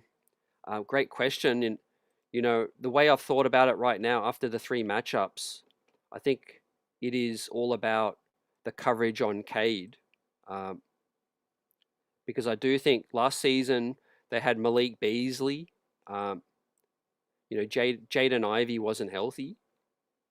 But with their team, I think they're a little bit more predictable. Jalen Duren is a better player, but I'm not really worried at the 5-man on their squad. Right? I think it's all about Cade cutting off passing lanes for Cade. Right? A steady diet of Cade Cunningham versus Jeremy Sohan and OG Anunoby, 1v1 coverage, right? Being physical enough, slowing him down enough, fighting over the screens and making it physical and getting into the passing lanes, right? Because Cade's going to be able to turn it over if you are able to, trap him, get in the passing lanes and slow him down, man. Make him beat you with those step back fadeaways. I'm okay with that. He was knocking him down at the Garden. As I said earlier, he ain't going to have another 42-point game. He was just hitting everything. And I do think, Sohan, you're probably going to eat up 5 fouls with Sohan because he's just going to play Cade really physical. I'm okay with that. 20 minutes for Sohan, guard him up, use up 5 fouls and be physical. And that way when OG Anunoby gets his turn, Cade's already, hopefully he's seeing stars out there and he's dazed and confused, right? But you got to throw multiple bodies, I think, at Cade. And you certainly can't be letting him just waltz downhill, and get to the rack easily, right? So in transition, whoever's got to put their hand up and, get in front, slow him down because he was getting too many easy buckets at the rim as well. You got to ramp up November, December, fam. Definitely, not April and May. Vaughn says November, December for us was more of a feel out process. Yeah, there's just so many outliers versus all the Detroit games. Deuce hasn't faced Detroit at all, to my memory. He might have played in the first game, but he definitely didn't play in the second or third. That's like having another Brunson out there.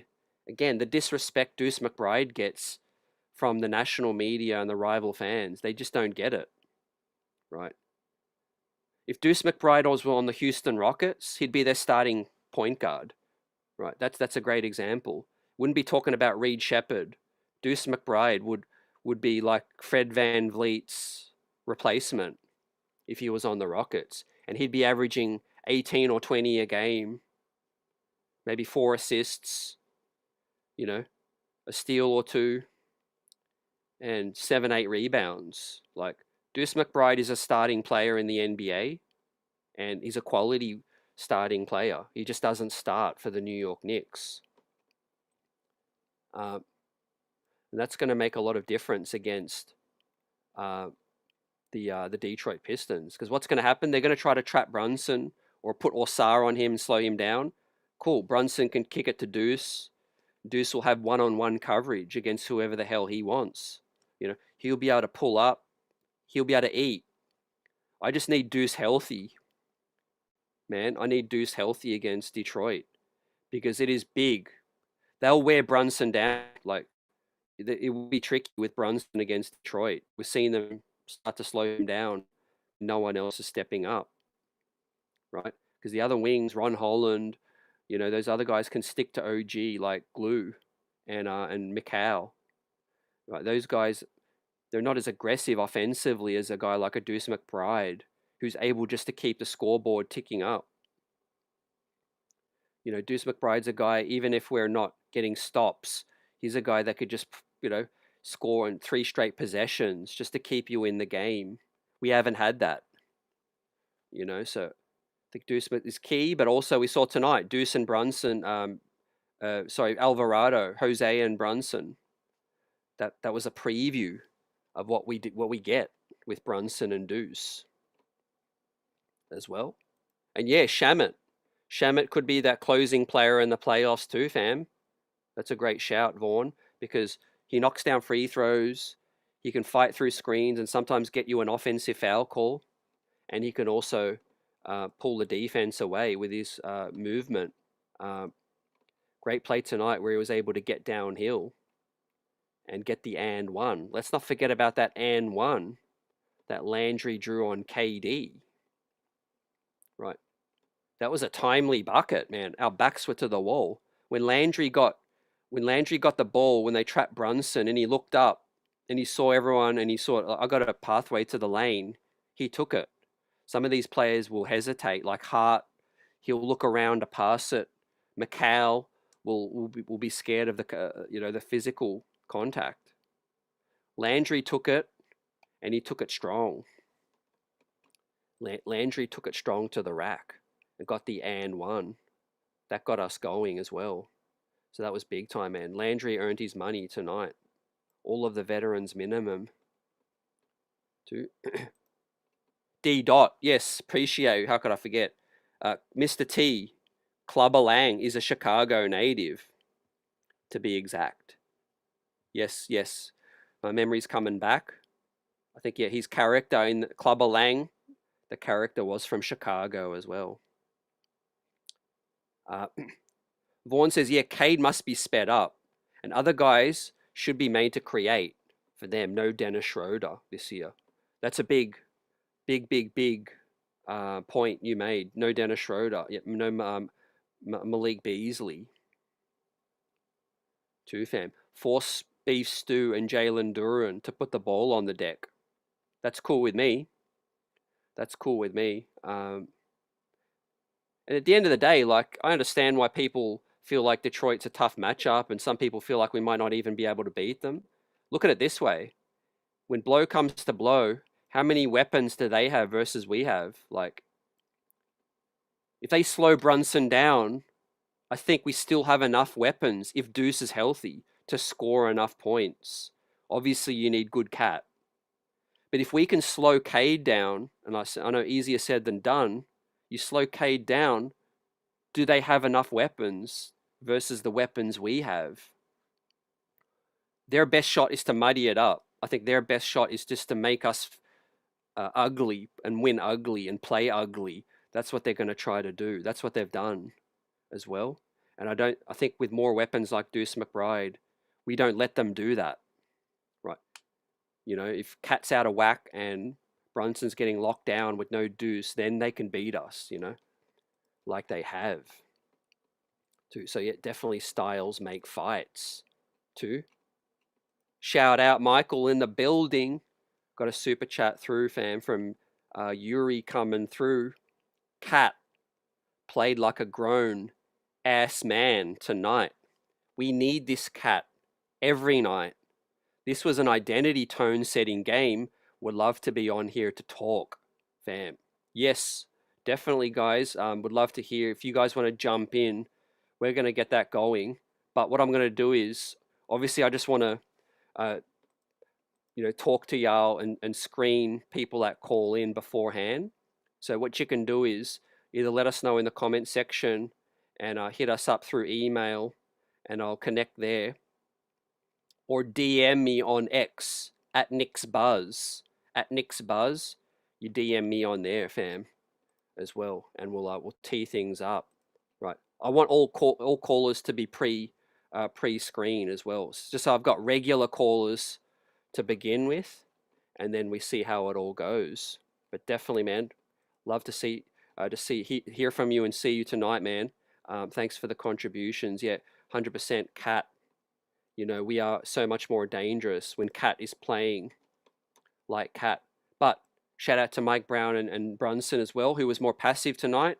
We were able to get Cat in better spots and take advantage.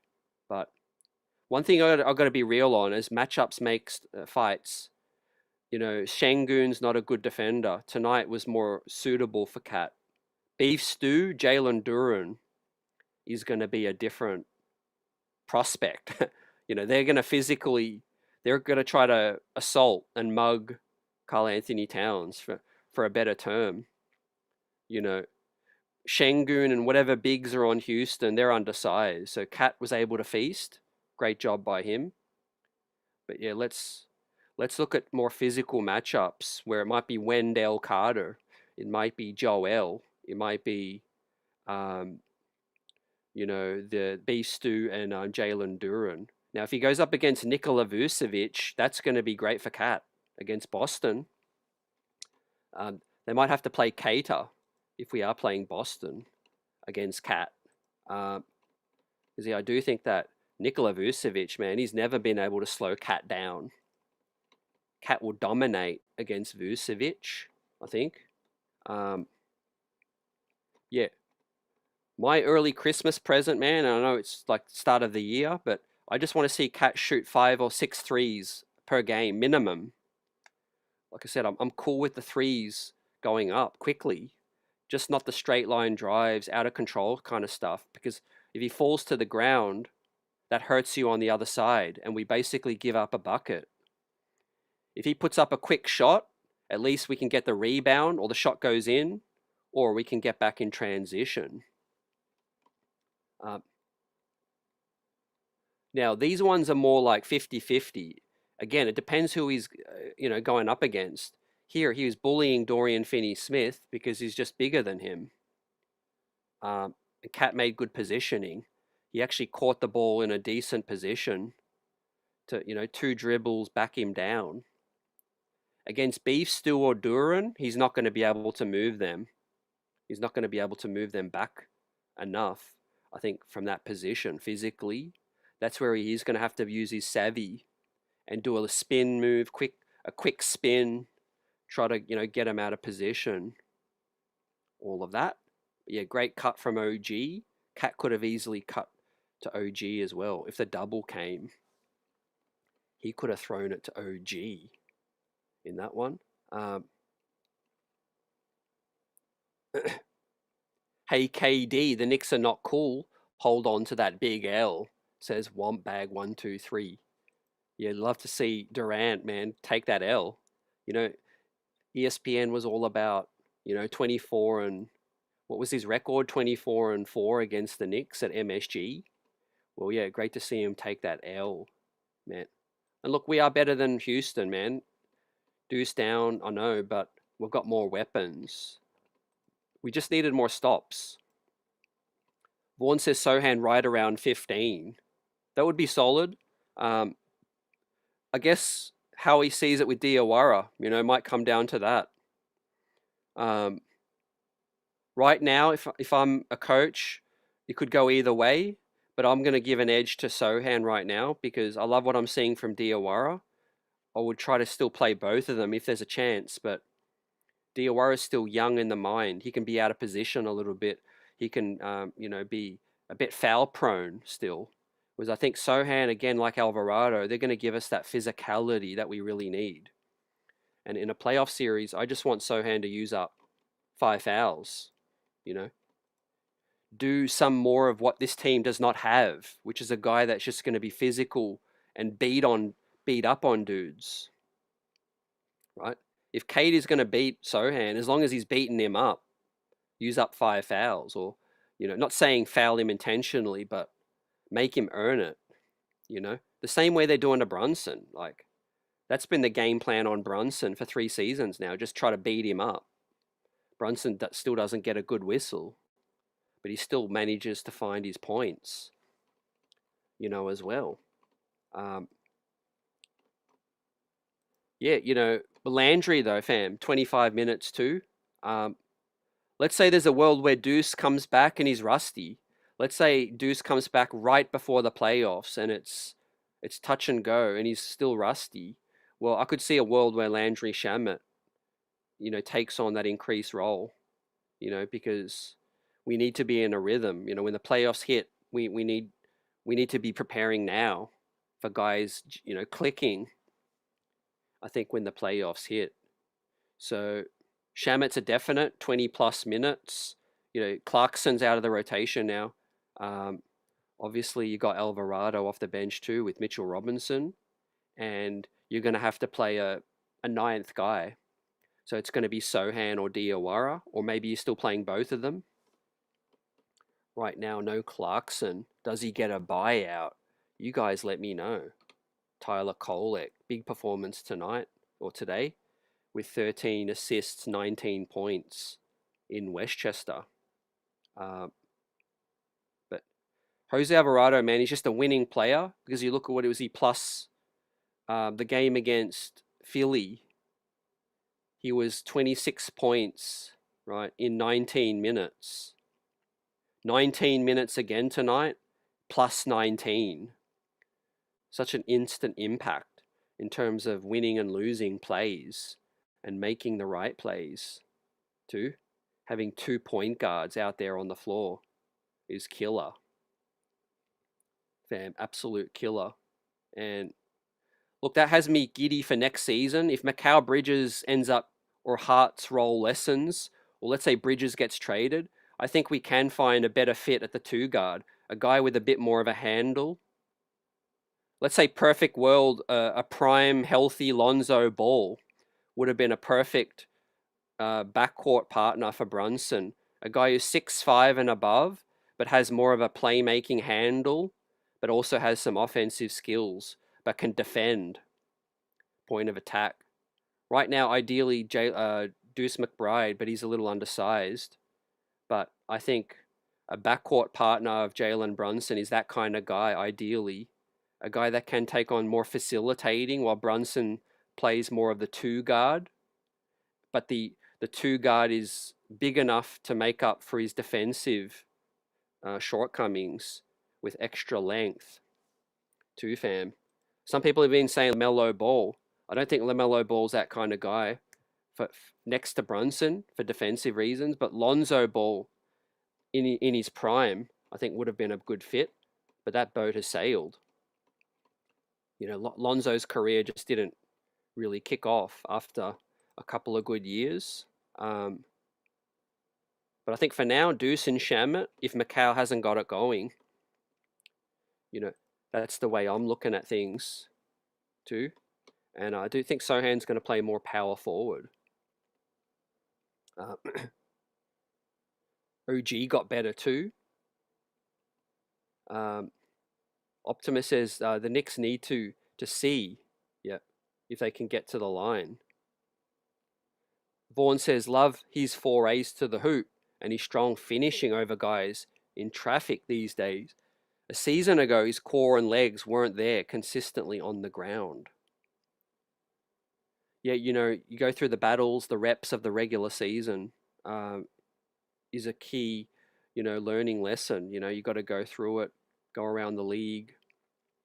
But yeah, I do think our future is very bright. I know next season's going to be tougher, like they say, because Tatum will be healthy by then.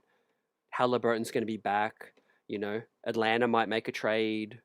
Detroit can make trades as well. Giannis might go to a team. But I still think we're going to be a top 4 team. As long as this core is together, we're a top 4 team. We're going to have a chance to get to the Eastern Conference Finals, I think, every year. If you stay together long enough, eventually you're going to get one year where things break right, I think.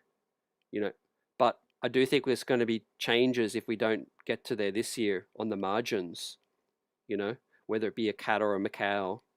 There will be some kind of a retool if they don't get it done this season. But I like our chances of improving the team still. We've got a draft pick. Diawara is going to take another year, another step. He's going to get stronger. I think we'll keep Landry around. I do think Deuce McBride under contract next season as well. I would like to keep Sohan based on what I think he could be for this team, but we're going to see. We're going to find out. And we'll keep it buzzing with that, fam, as we get ready to wrap this one up. It'll be 3 in a row now, so if we beat Cleveland, AP, yep, definitely. Confidence-boosting win. It would have been a demoralizing loss. You flip the script, and it becomes a galvanizing win, I think, for this team in that locker room now. Don't forget, you got brand new guys in the team. Jose's 5th game as a Knick was a blockbuster comeback. He was a part of it. He's going to be feeling really good. Now, he's going to be feeling real confident. Jeremy Sohan's 2nd game as a Knick. He's now experienced Madison Square Garden at its heights with what this team is capable of doing with a comeback as well. So let's lock in. Let's beat Chicago tomorrow night. Man, we'll be live post-game, and we'll see you there, fam. Bless up and have a great night. Let's go, Knicks. We pulled it out. 15 games over 500. Back into the 3rd seed. And we coming. We might even be able to get the 2nd seed. Hopefully. AP says, I'm a Jose fan. He made a lot of fans tonight, man. A lot more fans coming through with the passion, the energy that he plays with, right? The fervor. And I think Clyde is just going to absolutely love him some Alvarado, man, as well. And when the Garden crowd goes on that run, man, it's tough for the defense. Heady play from there, Alvarado dishing it to OG for the Cat splash too. The Garden crowd was our 6th man tonight as well, fueling an 18-point comeback. Right, but today means nothing if we get a letdown tomorrow night. So please, please, please keep us up tomorrow and keep us buzzing. Beat Chicago. It'll be a Yabusele revenge match. And it is Josh Giddey who does play well against the New York Knicks. But guess what? It isn't at Madison Square Garden. It's at the United Center in Chicago. So a little bit of travel for tomorrow, but then the next week is going to be easier. Only 3 games next week, but a 2-day break between Cleveland and Milwaukee for that one. Dishing and swishing, Yabusele.